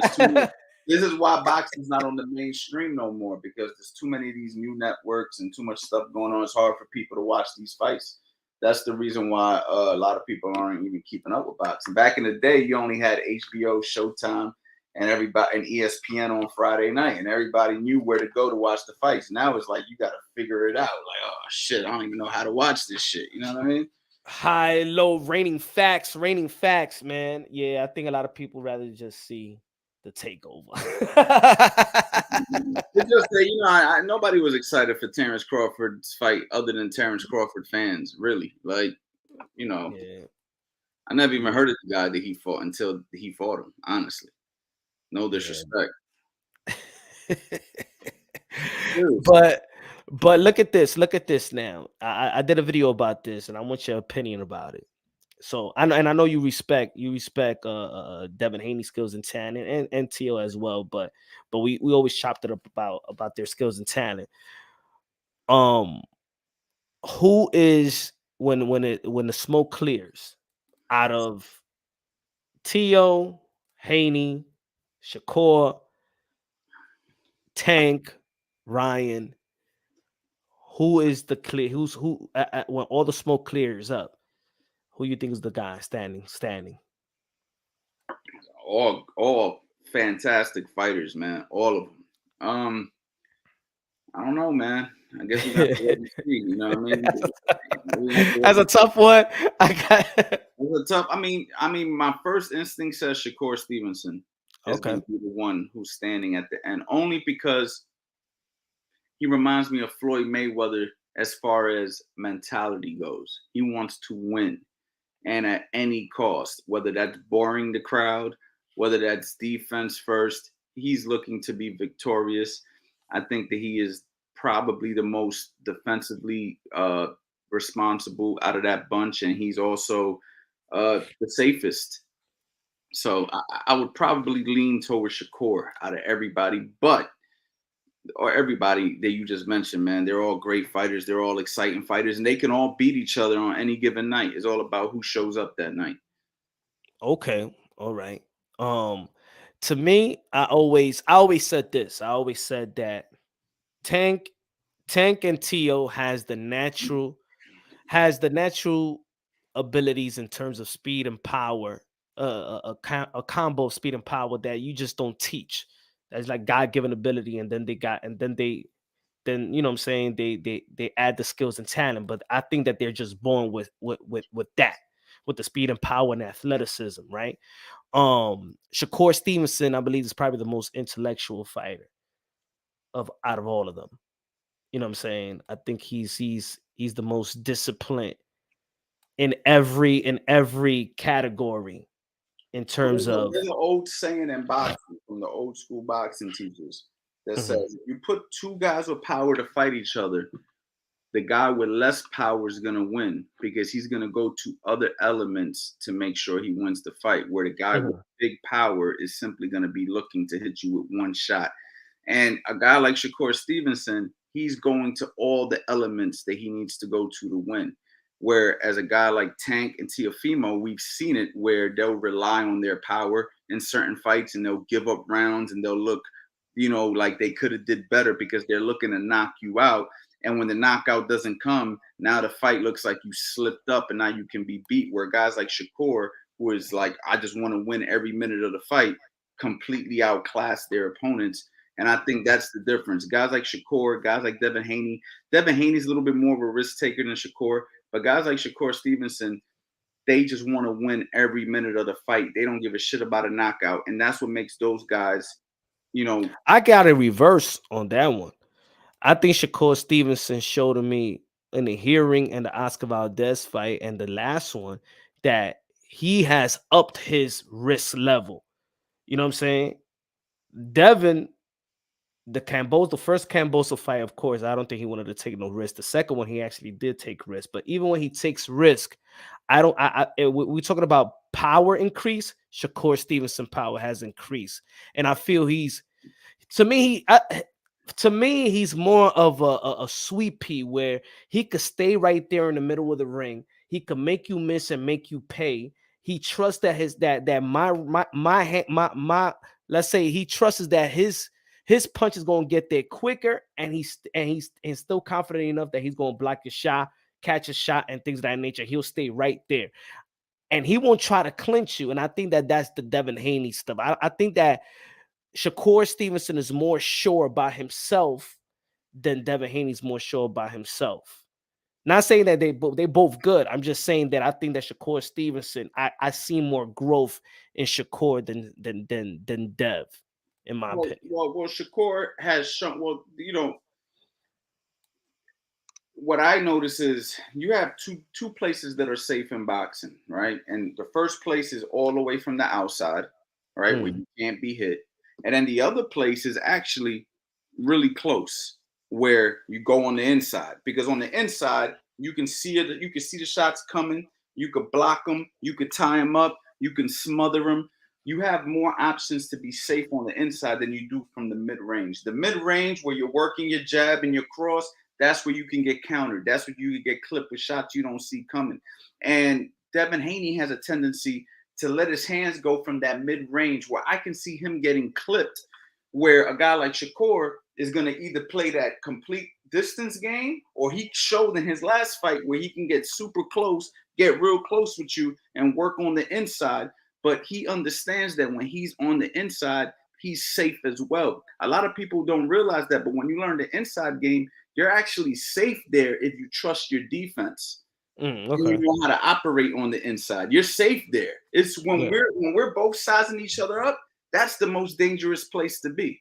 Because I can get caught at the end of your punches. I can get caught, you know, popping a jab, and you could time me over the top. Those are the dangerous places. So you either want to be all the way in or all the way out. And I do like Shakur Stevenson. He actually goes to the body. You feel me? And I think that's one aspect I think Devin Haney should be working on, going to the body. And I think he got everything else. Everything else, I think he could throw more combinations. I think that Shakur Stevenson, I just think that Shakur Stevenson upped his game. Yeah. After the time that he apologized. He looks more sturdy too. Yeah. He looks more sturdy, where Devin looks like a little bit like he does a lot of extra stuff that maybe he can learn to minimize a little bit. But I do think there's a difference in. I just think that Devin Haney's a great fighter, but you can envision Devin Haney getting clipped with a shot more than you can Shakur. Like if I think about it, I can see Devin Haney winning the whole fight and getting knocked out in round 12. Like you could see that. Yeah, it's harder to see that with Shakur, right? It's hard to envision it because Shakur is sturdy. You know what I mean? See, I could see that, and I also could see that. Let's say the past 9th round or 10th round, I know I ain't gonna see no stoppage from Devin Haney. See, but I could see that with Shakur Stevenson. I could see that with Teo. I could see all these guys could struggle, and they could end it they could win in different type of ways. And that's why I do have Shakur Stevenson being one of the smartest, the smartest out of the bunch. I do see Teo and Tank as the guys that could win in many different ways. They could outslug you, they could knock you out, they could TKO you, they could outbox you, because they already showed me. They showed me with their past opponents that they could do that. Now mental lapses, we could see that, and adjustments. Teo could get better and make it in-ring adjustments. Who else? Shakur. I mean, Gervonta Davis has shown us as well. He made in-ring adjustments. Devin Haney, I don't think he had to make too many adjustments. I think he's done a good job throughout all his fights. You know, nobody has made him make those type of adjustments yet. I mean, they made him fight, but he still did a good job in winning all his fights, in my opinion. So I think they all around the same level, but just different type of styles. Yeah. Listen, there's no doubt Devin Haney's a great fighter, man. I told you this long time ago. Yeah, I've been telling you Devin Haney's one of the best, if not the best skilled all-around fighter out that bunch as well. Like he might have more skills than Shakur. Like I've seen Devin Haney have different elements of his game as well. I mean, better head movement, better upper body movement, where Shakur seems to be a little bit more, you know, reliant on stepping back and just maintaining distance or getting close, but it's a different style. And it's all about who can execute that night. That's really what it comes down. When you got I got Teo by the end of when the smoke clears. I mean, Teo, he's got a chance to, but he's got to fix some stuff for sure. Yeah, no, I do got Teo Shakur, man. Tia Shakur is the front runner to me for me. Really? Um, Tia Shakur. Tia Shakur. Yeah, man. I think that just like because see, people may say, but what happened to the Cambosa, stuff like that. I already know what happened with the Cambosa. But anyway, I like we was talking about earlier. I don't look at boxing like right now. People be like, nah, because now they're looking at the moment. But I'm looking at the career. If this guy stays, if he goes to the drawing board the way he needs to go back to the drawing board and do his thing, and Shakur Stevenson keeps on doing this thing, and I feel like, look, even though that people was mad at Teofimo Lopez, he still beat Sandor Martin though. He still beat a legit 140 pounder. It's not so his resume and who he's beaten already telling me that, okay, look, he's beaten two southpaws, two good skillful southpaws, and Lomachenko in the lightweight division and Sandor Martin. These guys got good wins. They got credible wins, right? Credible skills. Even Sandor Martin is ranked higher than Teofimo Lopez right now in 140. You got the Richard Comey back. He beat back-to-back Richard Comey and Lomachenko. So I see the win. He beat Nakatani, a guy that's 6 feet. So I see Teofimo Lopez beating different styles, the power punches, slick fighters, movers, and stuff like that. I've seen him outbox him. I've seen him stop them, right? And Shakur Stevenson, I see the Oscar Valdez and I see the Jamel Herring. Those are and that was back to back, respectable champions. So when I'm looking at and the Gervonta Davis, but I still think that Teofimo Lopez, Shakur Stevenson got the most significant wins out of the whole bunch. So for me, they're the proven ones now. You know, they're still the proven ones to me, resume wise. Now, I feel like Devin Haney. Yeah, he beat Joe. Careful because Devin Haney beat a guy who beat Tio. Yeah, but now we're going with the triangle though. See, for me, it's like, is that the credit that Devin Haney is getting because Cambosa beat Tio? Who you think wins, Devin Haney or Lomachenko? I got Loma. I still got Loma. Yeah, see, I got Devin in that fight. I got Loma. Because the skills, the skills. I don't think that Devin Haney has. I don't think Devin Haney has athleticism to move and take out the angles of Lomachenko. I haven't seen it yet. What? I don't think so. What fight? That's what he does good, is move. That's one of his best attributes is his footwork. Not to me. Not Lomachenko type of footwork. Not to me yet. Well, for me, he does, because Lomachenko, he relies on you to stand in front of him so he can cut the angles, where Devin Haney's not going to stand in front of him. Devin Haney's going to be using lateral movement the whole night, and he's proven that he could do it for 12 rounds. Mm-hmm. He also has a good jab. But I don't think that I don't think that Lomachenko is that. See, it's like I was telling this the other day. I thought Jermaine Ortiz was gonna beat Lomachenko. I picked it. And Jermaine Ortiz just slipped up because he exerted a little bit too much energy early in the fight. So why you feel what did Jermaine Ortiz actually did good? Put it this way, right? If we go and just talk about what these guys done good to Lomachenko that made him look vulnerable, right? Teofimo Lopez for the 7th round was just going to the body. That slowed down Lomachenko half the fight, jamming to the body, straight hand to the body and stuff like that. Jamie Ortiz, and I went to that fight, was going to the body. So right there tells me how you slow Lomachenko down is going to the body. Jamie Ortiz, when he stopped going to the body after the 9th round, he gave up the last fight. He stopped going to the body. While he was having so much success and people, and I was sitting next to guys, coaches, I was almost next to Alexander Usyk and stuff like that. When he stopped going to the body, that's when Lomachenko rallied up. You know what I'm saying? So Devin Haney don't go to the body. He don't got pop going to the body except that jab to the solo plex. But he's not shooting that right hand to the body. He's not shooting no hooks to the body. So that's how you take his movement away as well. I don't think that jab, that 1-2, that clinch, that pop up jab, Jab to the solar plex is are they fighting? not yet. They haven't been announced yet. Well, okay. I mean, listen, for me, Lomachenko needs you to stand in front of him to be successful. I think Lomachenko's a good fighter, but I don't think he could deal with guys with good legs. And the reason why he wasn't successful with Teofimo, in my opinion, was there's two ways to deal with a guy with angles. You know what I'm saying? And I'm giving away tips, right? I should make y'all go to CoachAnthonyBoxing.com for this, right? 90% off. 90% off. But there's two ways to deal with a guy with angles, and one way is simply just don't stand in front of him. If you try to cut the angle to your left, to your right, I just go to my left. I take away your angle. It's that easy, right? The reason why Lomachenko was good against certain fighters was when he would hit you with a feint, guys would do this, and then he'll go to spinning around you and hitting you with them angles that he likes to do.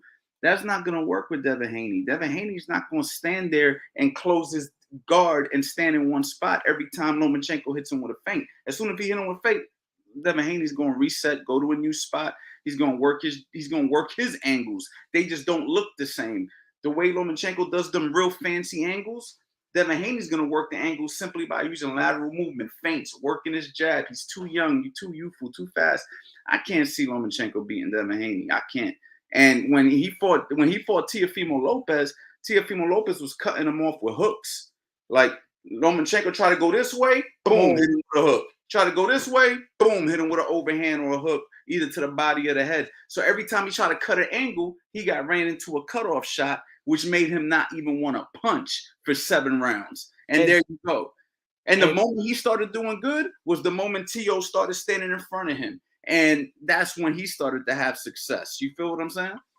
But see, that's what I mean. Even with how you explain it today, I mean, how you just explain it, I don't think that Devin Haney has that to do that, to stop his angle the way that you just did. For me, that's not Devin Haney's style. Devin Haney doesn't take the risk to throw those type of hooks. He throw those. He's gonna do the first one. He's gonna circle. He's gonna feint. He's gonna pop a jab. When Lomachenko gets in, he's gonna tie him up. He's gonna. The only thing I can see Lomachenko maybe doing is hurting Devin Haney, and it's really up to his chin if he wins that fight. If his chin holds up, I can't see how he loses. And I always say this in the lightweight division, it's two guys that know how to punch off, that know how to fight off the clinch, that is very comfortable fighting on the inside like that, is Lomachenko and Tank Davis. If you're trying to get into that close range, now they go into that comfort zone. You're gonna make them very, very comfortable.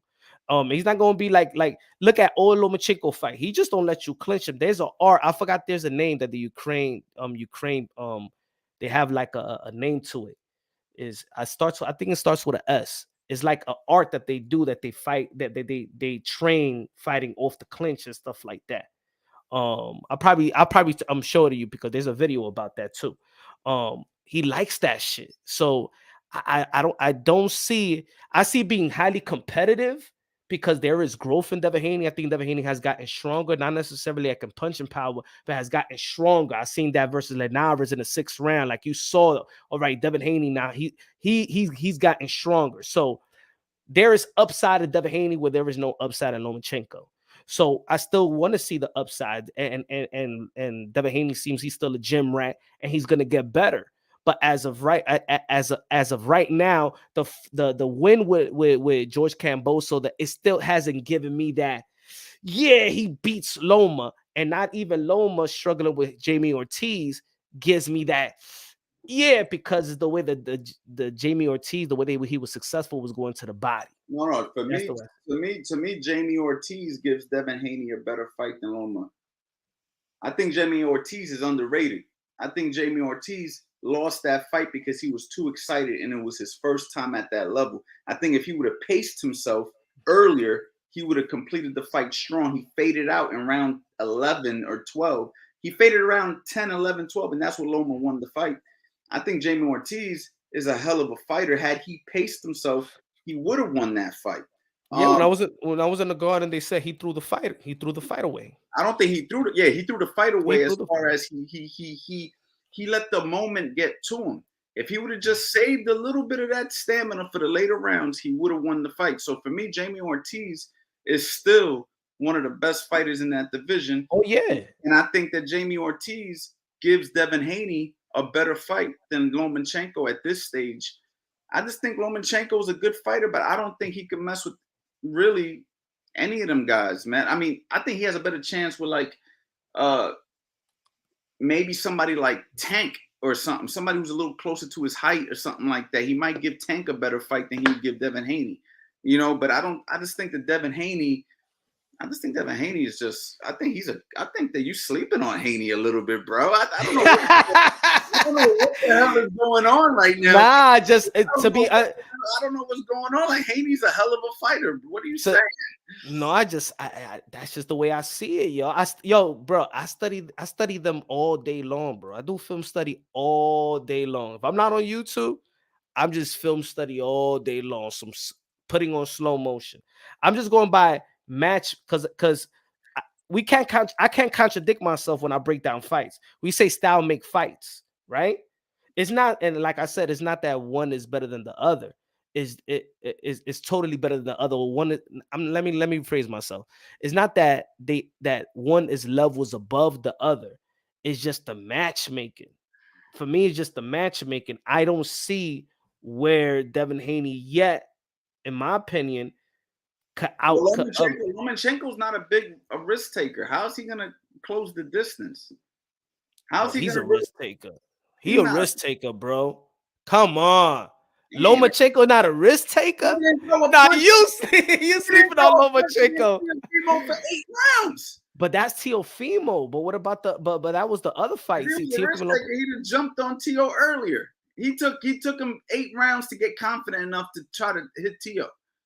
And so then when he did, but that was just against Teo. But see, that's the special about Teo, though. That's what I mean. You feel me? That's the special about Teo. I don't think he's gonna do the same thing with Dev because like you just explained, look at the way you explained what Teo did to him. You ain't explained nothing like that about Devin Haney that he could do to Lomachenko. Hold on, rewind. I lost you. The way that the way that Teofimo Lopez neutralized Lomachenko, the way that you describe, right, is way different. The way that you describe what Devin Haney would do to Lomachenko. Well, the reason I described it is we saw it already. We saw what happened. I don't really know how Devin Haney's gonna beat Lomachenko. I'm just assuming that he should be able to beat him with lateral movement, his distance, his jab, and tying him up whenever Loma gets close. That's just my assumption. Based off what I'm looking at, I just don't see what Loma's going to do to close the distance. Like I said, Loma shines against guys who stand in front of him. And guys who don't stand in front of him, or, you know, the reason he couldn't shine against Teo when Teo was standing in front of him, because Teo was a lot bigger and stronger, and he knew it. And he knew if I tried this shit with Teo, I'm going to get knocked the fuck out. So he was trying to wait that fight out till Teo slowed down a little bit. But when he fights other guys who don't stand in front of him, he's not gonna look as good. Now, if you stand in front of Lomachenko, he's gonna eat you alive. But I think the secret is out. Don't stand in front of him. Yeah, I don't think that Devin Haney is gonna stay in front of him. But I also gotta understand also the volume punching as well. I don't know. You know, I don't know how he's gonna approach a fight offensively. That's what it is. I know how he's gonna approach it defensively. I know he's gonna have the footwork to defend himself. I want to know how is he gonna be scoring consistently versus you think the jab is enough for Lomachenko? Well, that's what's gonna start everything. Well, you know, hey, the jab takes you around the world. Yeah. Go ahead. The jab takes you around the world, you know what I'm saying? But Lomachenko been around the world. He's been around the world, you know what I'm saying? So, look, it's going to be a good fight. I think it's the primary fight in the lightweight division. It should happen next. I mean, Devin Haney wants to fight. How long he's been calling out Loma? For a while, but he wants to fight Loma, so that should tell you right there that they're not concerned about any of that. Like, they're ready to go. So let's see it. I mean, I'm gonna pick Devin.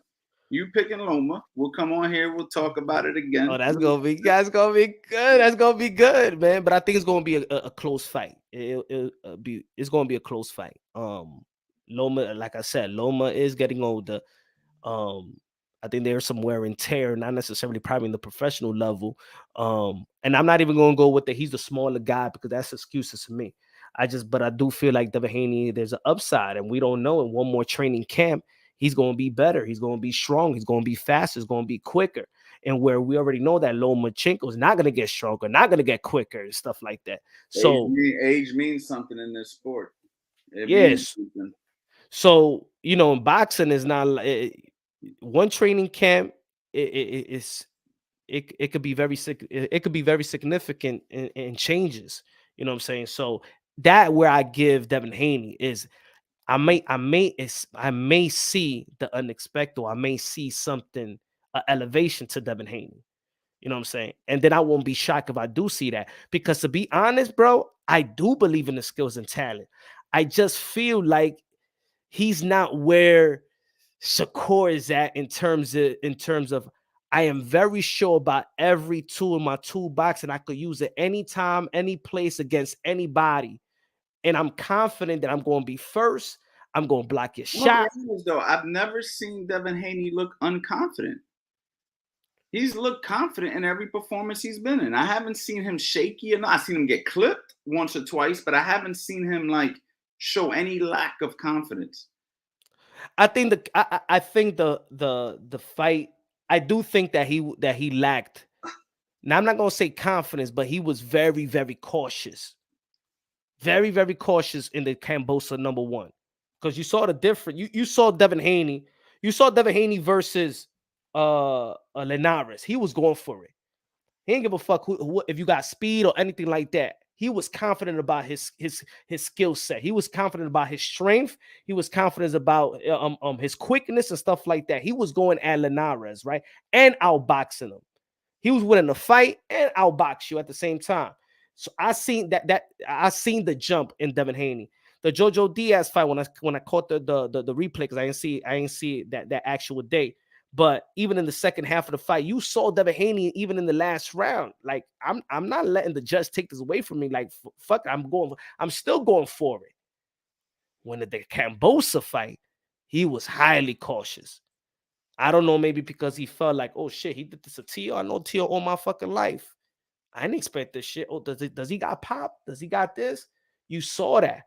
Then Devin Haney in the second fight, you know what I'm saying, actually picked up the momentum that he picked up with the Linares and Jojo Diaz, in my opinion. I mean, you got to think, man, he went to Australia. You got to have confidence to do that. He went to Australia, and he's fighting a guy in his hometown who just beat Teofimo Lopez. He probably didn't want to leave any stone unturned. So their game plan was probably, we're going to make sure we secure every round and we ain't going to do nothing stupid.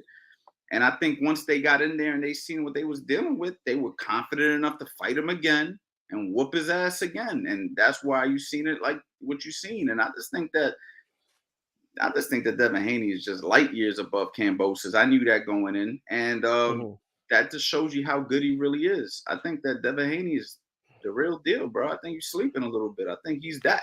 This is the truth. No. I'm not sleep. I've never, if you catch my videos before with Devin, no, this is what it is with Devin Haney. For everybody that feels like I don't like, compared to his contemporaries, for me as a consumer, he's just not an entertaining fighter to me. You don't like him? He's a boring. No.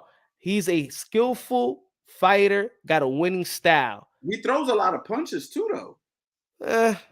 He's not like a guy who's not punching. Like, he's letting his hands go as he's boxing your ass off. To me, I'm saying compared to his contemporaries and him. What I mean about his contemporaries, Ryan Garcia. You think Shakur's more entertaining than Devin? Oh, to me now, oh hell yeah. I don't know, man. Devin looked good one fight. I mean, Shakur showed entertainment in one fight, really. So that was the last fight. I mean, before that, there was fights where Shakur wasn't even punching. When he fought that African dude, he barely punched in that fight. But that's what I mean.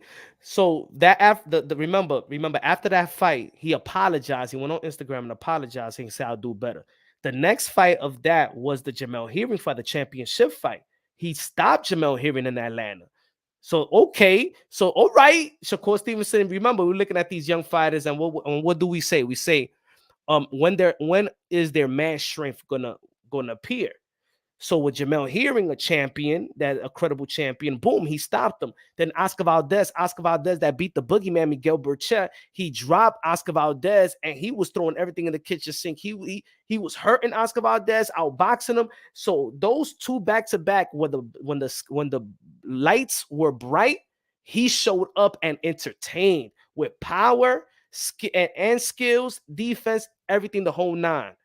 Then the Brazilian cat, the last fight, he did his thing. So those the last three fights, it's been entertaining. Before, people used to be like, oh, Dev and Shakur is like the same guys, right? Like the same type. They're skillful. They're not overly powerful, blah, blah. But I think that Shakur Stevenson separated himself a bit in terms of power and being more exciting. And I'm not saying, hey, Devin Haney was going for it versus George Kambosos, that 10th round. He was going for it. I just feel like we've seen the increase of power with Shakur Stevenson compared to both of them. And to me, compare the contemporaries, I'd rather throw a fight party if Ryan Garcia fighting. I'd rather throw a fight party if Gervonta Tank Davis is fighting. I'd rather throw a fight party if Tio fighting.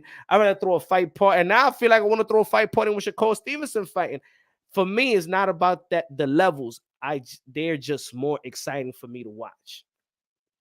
Yeah, I mean, I don't feel that way. I feel they're all equal in that area, except for maybe Tank. I think everybody else you just named, Shakur, Tio, Devin, it's all about who they're fighting. If I find out, you know, Devin Haney's fighting a bum, or Tio's fighting a bum, or Shakur's fighting a bum, and I got something else I could do that night, I'm probably gonna go do that. But if I know that they're fighting each other, I think Devin Haney's at a point now where it's all about who is he fighting. Tio's the same thing. Who is he fighting? You know, so if those guys are fighting each other, I think they're all equally as exciting. Like the matchups are that intriguing. Like you could just mix and match those guys all day long and be super excited.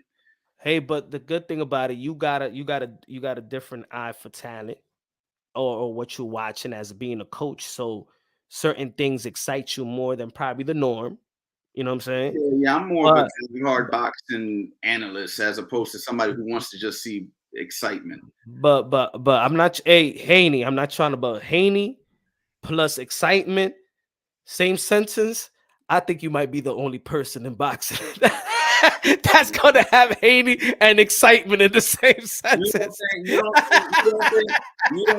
don't think Devin Haney? Hold on. You don't think Devin Haney? Hold on. Did you see Devin Haney spar with Shakur Stevenson?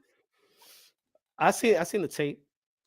That wasn't a good spar. Like they were answering each other back. They were clipping each other throughout the sparring. Do that in the real fight. Devin Haney's gonna answer you back. Do that in the real fight. Huh? I want to see that in the real fight. I know, but what I'm trying to say is Devin Haney's gonna answer you back. Like you're not just gonna punch on Devin Haney. He's gonna hit you back. You know, him and Teofimo Lopez make for an exciting fight, contrasting styles. You got the boxer with the jab and the footwork, and you got the boxer slick who could punch big. Exciting fight. You know, you got Devin Haney versus Tank Davis. Interesting fight. I like that fight. Devin Haney versus Ryan Garcia. Exciting fight. I like that fight. You got the quick twitch muscle Ryan Garcia versus the good jab and good slick mover Devin Haney. Bro, Devin Haney makes for an exciting fight against anybody, man. I don't know what you're saying, man. Well, Bill. Where Bill at, man? Let's get Bill. Bill don't want to come to punch my boxing no more. Bill don't want to come to punch my boxing no more. Hey, yo, I would say right here, man. Devin Haney and excitement, same senses, man, don't go together, baby. They don't go together. It don't go together. But you a consumer, and whatever excites you, coach. Whatever excites you, coach. That's the beauty of boxing, bro. We all got different opinions, and I think that everybody got different ideas of what they think is exciting. Me, I'm a boxing purist, so I always find excitement in guys that can utilize every skill that the sport has to offer. So I like the guy who can use a good jab. I like the guy who can get away from punches. I have just as much watching a guy make a guy miss as people see a guy throwing punches. People see a guy making a guy miss. They're like, oh, look at this guy. Can you imagine Devin Haney versus Sandor Morton? In my mind, I'm like, well, okay, hold on. That's true. I mean, but That's true. But listen, I mean, not every fight's gonna be exciting. I don't think Teofimo's been in exciting fights every single fight he's been in. Like it's you know, Hey, his like, it is what it is. Some yo, fights are gonna be skill for skill, you know, even his loss versus George Cambosa was more exciting than the wins. because we were surprised that George Kambosos was even winning that fucking fight. But I think that's what even made in it the 10th round when Teo came back, it was exciting. That was one of the fight of the year candidates too. yeah, I mean, But it was exciting though. I don't like bloodbaths either. I'm like that. I'm not the Baranchik versus Cepeda when there's like 9 knockouts and some he go down, he go down, he go down. I don't want to see that shit either.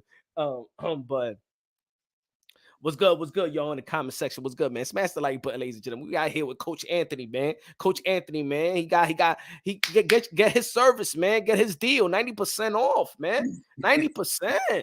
It's 90%, y'all. yeah. Listen, but there's a thing about me, guys. I'm gonna teach you how to hit and not get hit. And if you let Punch tell you, man, he gonna tell you that shit boring. He don't want to see it. He want to see you hit, get hit back, and look sensational. I like the art and science of hitting and not getting hit. Hey, you know, I want this. You're the right man for us to talk about this. You're the right guy.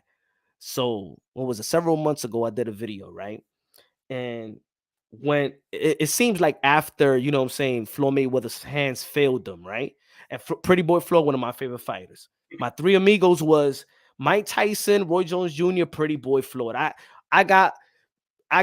recorded all his fights, bro. Right? When his hands failed him and he needed to make an adjustment like great athletes do. Michael Jordan made adjustments, Kobe made adjustments.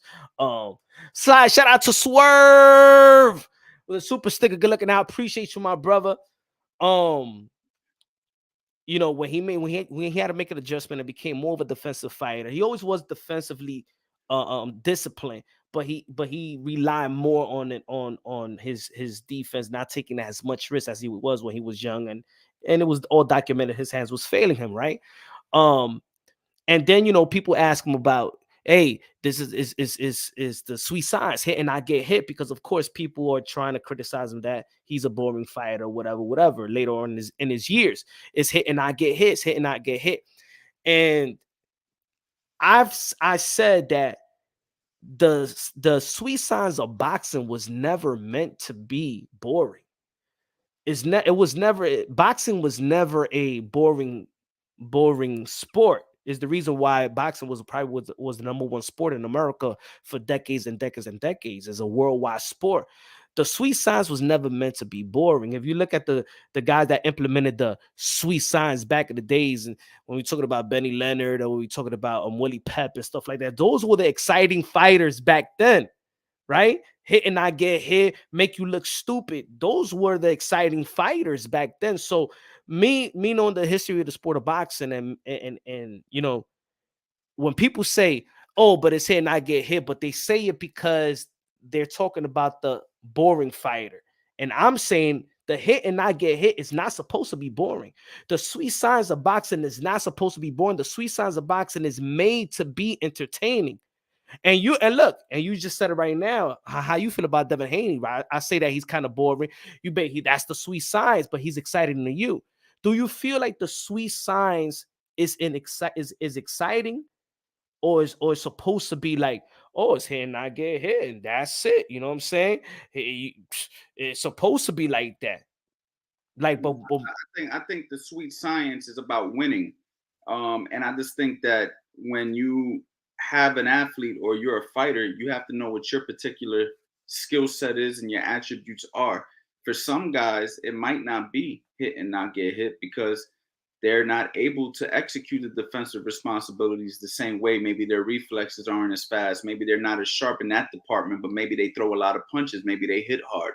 So I don't think the sweet science is necessarily hit and not get hit. But when you meet the masters of the sweet science, these are the guys that know how to hit and not get hit. Even guys who were aggressive, guys who could fight in the pocket, they understood how to throw shots in the pocket and go to a defensive responsibility as soon as they were done. If I'm in the pocket with you and we're shoulder to shoulder and you're throwing shots and I'm catching and I'm shooting and then I'm rolling under and then I'm tying you up and then I'm ripping shots, I could still be exciting as I'm still working my defensive responsibility. Some guys need to do it from the outside. Some guys got to use footwork. Some guys got to be aggressive.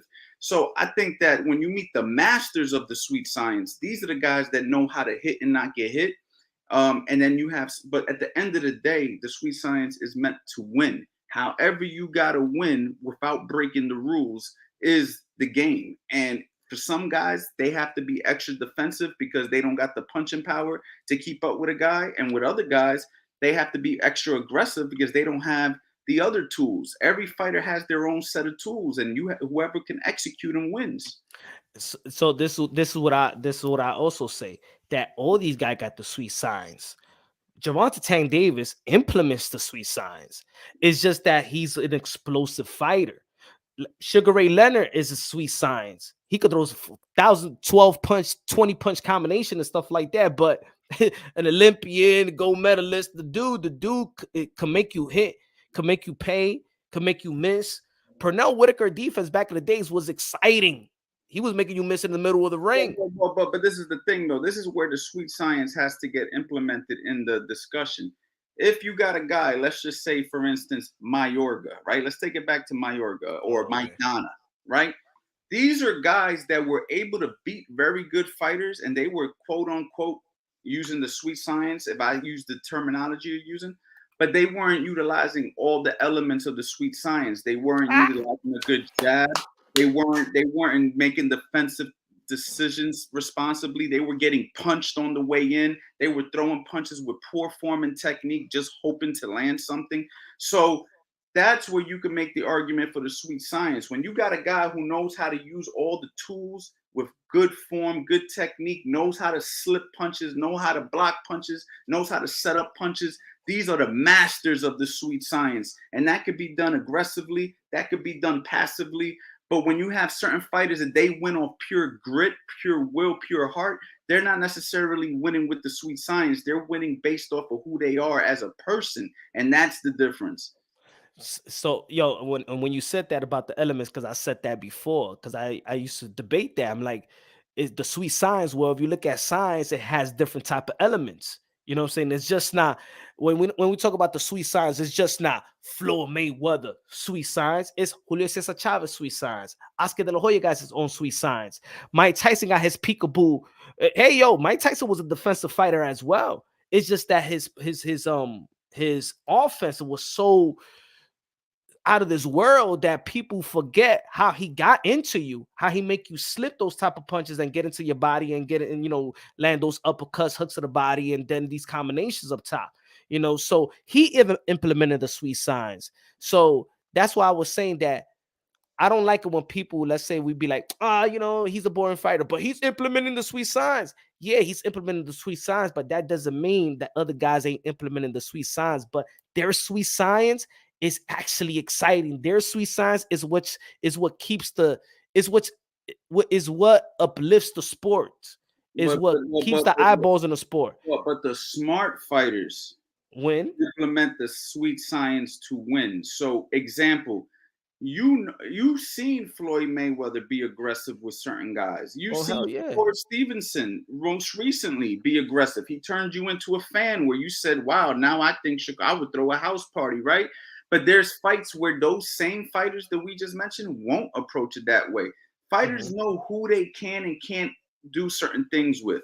They know that they could be aggressive with this guy, where they know they have to be defensive with this guy. And that's what makes that guy a master boxer. The fighter that doesn't make that adjustment because he just wants to be exciting technically starts to lose. And when they lose, that's the game. Oh, snap. I forgot to keep let me switch my camera setting.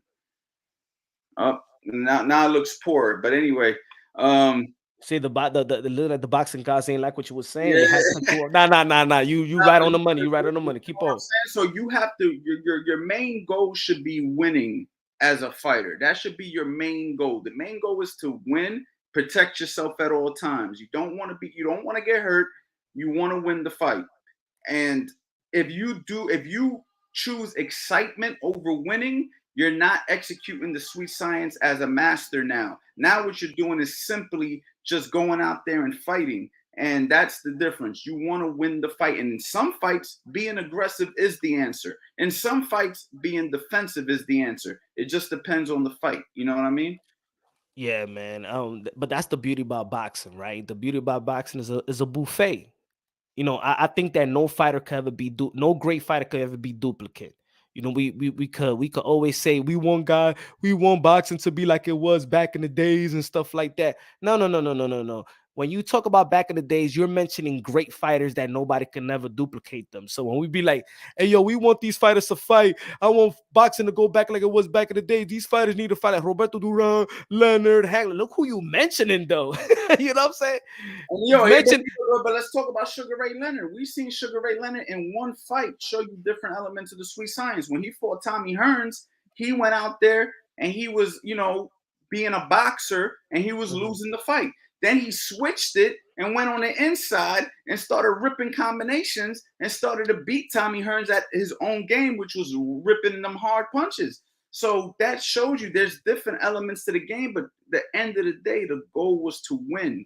And we got to win. We got to have different elements. That's what they say. Do you have layers to your game? We've seen Floyd Mayweather pull layers out. When he got hurt, he showed that he could respond. It's 21 hours. When you're a fighter who clinches when you're hurt, that means you're a smart fighter. That doesn't mean you're a bitch. It means you're a smart fighter. You're tying up because you're trying to maintain yourself in the game so you can get your shit back. When Holyfield beat Tyson, he hit him with a couple shots and tied him up so Tyson wouldn't be able to get off. I mean, this is implementing strategy. You know what I'm saying? Yeah. High Low Masterclass Boxing Show. Facts. Shout out to Coach Anthony. You know what I'm saying? Yes, sir. Yes, sir. My student. I mean, my teacher. Joe, let me get out of here, man. My camera died. I'm about to go hit that charge, man. I want to say thank you for having me on here, man. Yo, everybody, please, man, thank you for joining me, my brother. Everybody, please subscribe to Coach Anthony. Subscribe to his website. Get his damn deal was 90%, bro. You want to learn boxing, 90%, bro. He's the coach, world renowned. Maybe there's a fighter out there that I know very well. Maybe, you know what I'm saying, needs to consider my guy. Man, it'd be an honor, man. It'd be an honor. All right, my brother, man. Good looking out, man. God bless. Thank you, everybody, for having me, man. And I'll see you next time. All right, bro. Peace. Let's go. Where we at, y'all? All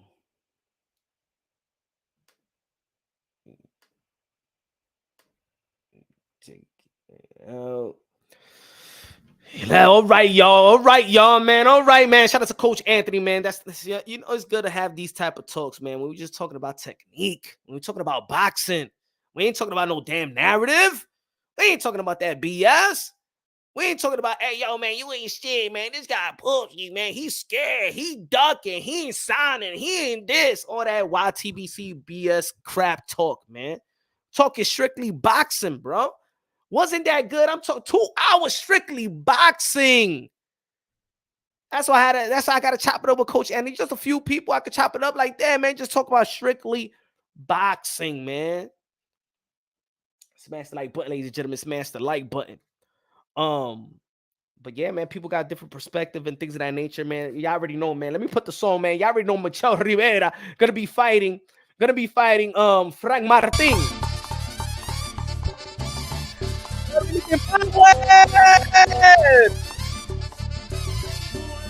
Epic into the ring.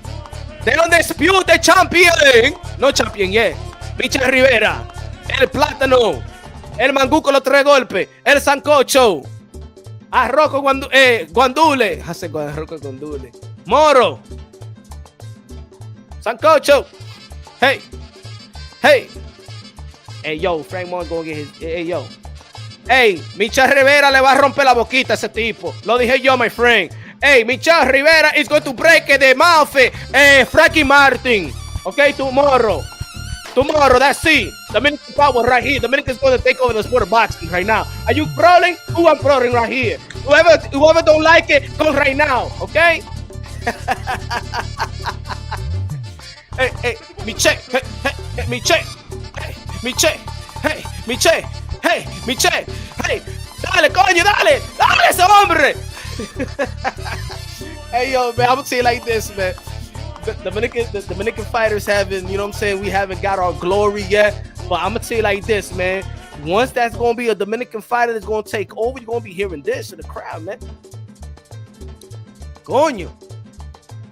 From Dominican Republic, Santo Domingo, Michel La Zarza Rivera. Yeah, man. Yo, you gotta play this because this right here is gonna get Frank Martin uncomfortable right here. This right here, yo, I'm gonna tell you like this, man. Hey, yo, Michel Rivera, Hector Luis Garcia, de Los Santos.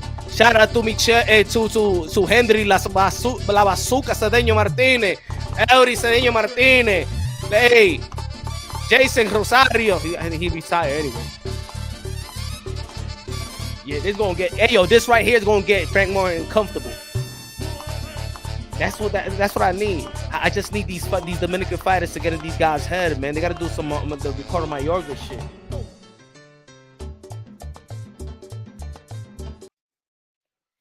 You know what I'm saying? They're not ready for that, bro. They're not ready for that. Michel, remember, need to hire Michel. You should have hired me to be in the team, man. I would have been in the press conference. Like I would have been in the press conference today in the weigh-in. Huh? Look at you, eh? Du flaco, right? How much you weigh? Tú tienes que comer mango con los 3 golpes, Frankie Martin, eh? Huh? What happened? He gonna kick your ass, okay? Who's this guy? Hey, shout out you, okay? He's going to kick your ass right now, all right? Saturday night, he's going to kick your ass and you're going to do cheat, okay? Fuck you. And you're Eroping. Another car accident. What happened? You drinky? You want Brugal? You want Presidente? What happened to you, okay? Why you don't fight Bote Crawford? Fuck you too, okay? Everybody mad right here. Yo, I'm telling you, man. Yo, they better hire me, man. Hey, yo, Michel, remember, should have been like, hey, yo, ven pa' acá, ayúdame con esto, ayúdame a promoter esta vaina. Martin ain't got no sazón, hermano. Ese tipo no tiene nada, es un pelagato. Hey, Frank Martin, you pelagato. What pelagato, man? Hey, you pelagato, sucio viejo, palomazo, usted, fuck you, motherfucker. Yo, this crazy dude out here. Not crazy, huh? Crazy, yeah, crazy, okay? You crazy to be in the ring with him. You crazy, huh? Because this guy's going to show you what's real crazy, all right? Fuck you, huh? He look like Muhammad Ali. You don't look like nobody, huh? Who you look like, huh? Shut up. Oh, man. Dang, go look at that with a super chat, man. Man, they should have had me out there, bro. I should have went to Las Vegas, bro. Shout out to Broadway Joel, man. But they should have had me out there, man. I would have promoted that shit like crazy. Would have been like, yo, this crazy guy. I'm telling you, man. I'm gonna be. Yo, matter of fact, man. Look, I'm patriotic to the core. You know what I'm saying? I'm patriotic to the core. Look, American flag. I'm patriotic to the core, man. But I think I could bring Dominican boxing back, bro. Not back, but I could bring it to the forefront. You know what I'm saying? They just need a voice. They need a voice to talk, you know what I'm saying, so these people can understand who the F we are. Huh? Oh, you thinking that we just play pelota y domino? Huh? No, we in boxeo right now, okay? We take over like we take over baseball, all right? Okay? Michel Rivera, he's the Luis Ortiz. He is the big papi of boxing right now. What problem here? Huh?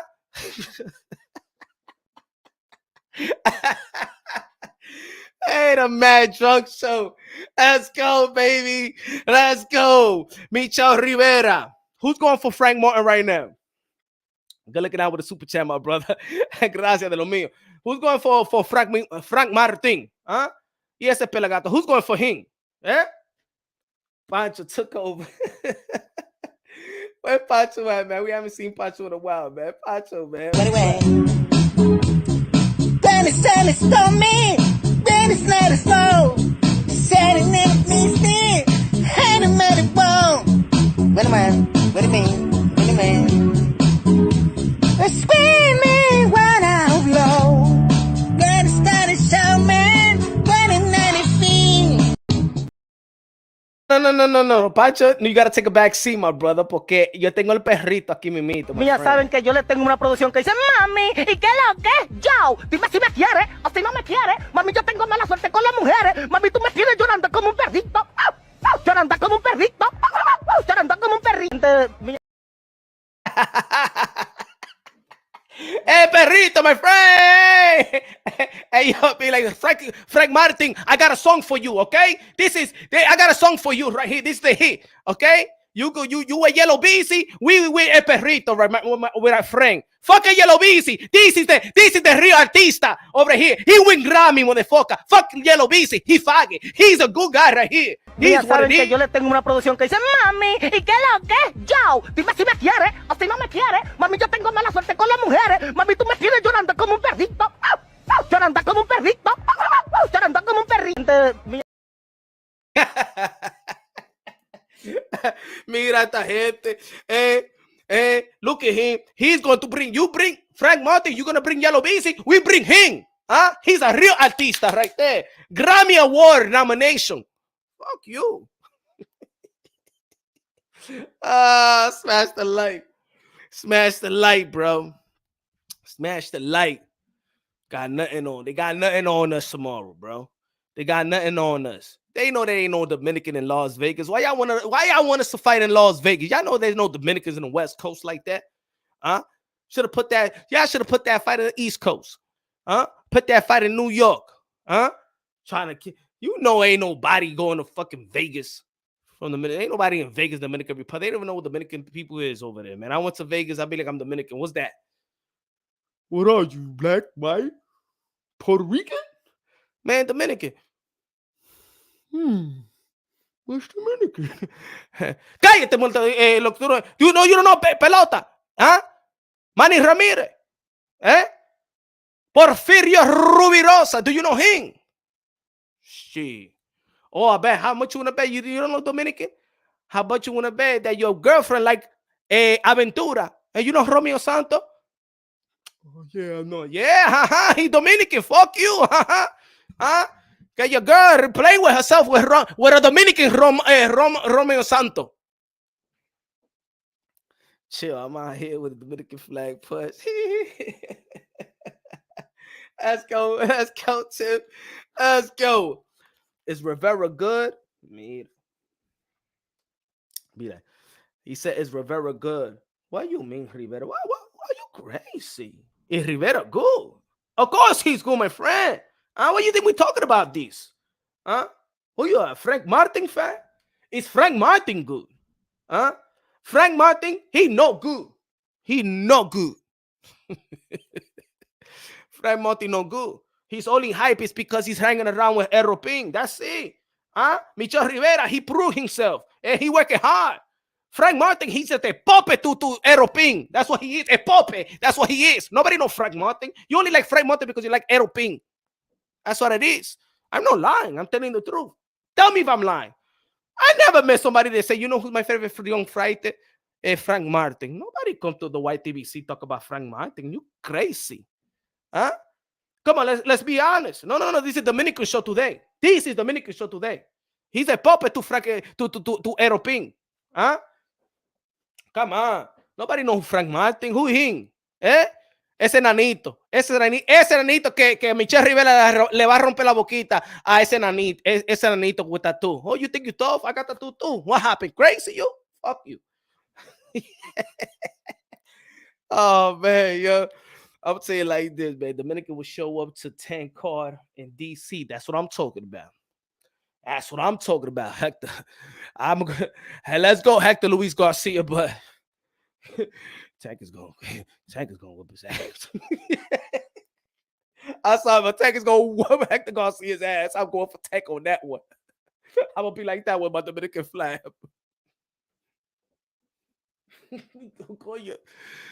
Hey, Duck! Duck Hector! Nah. Tank got that one. Tank got that one. I'll be highly surprised if Hector Garcia pulled a victory on that one. There's a lot of Dominicans in the DMV. Oh, yeah. We got the East Coast on lock. That's why they don't want to put us in. They don't want to put us in the East Coast. Hey, yo, why they don't want to put us on the East Coast, man? Even Jason Rosario became champion in the East Coast. He said, I'm going to fight in Philadelphia. Ay, tú verás lo que le voy a hacer a J-Rock. Ay, tú verás. Banana, J-Rock, you're going to see what's going to happen to you.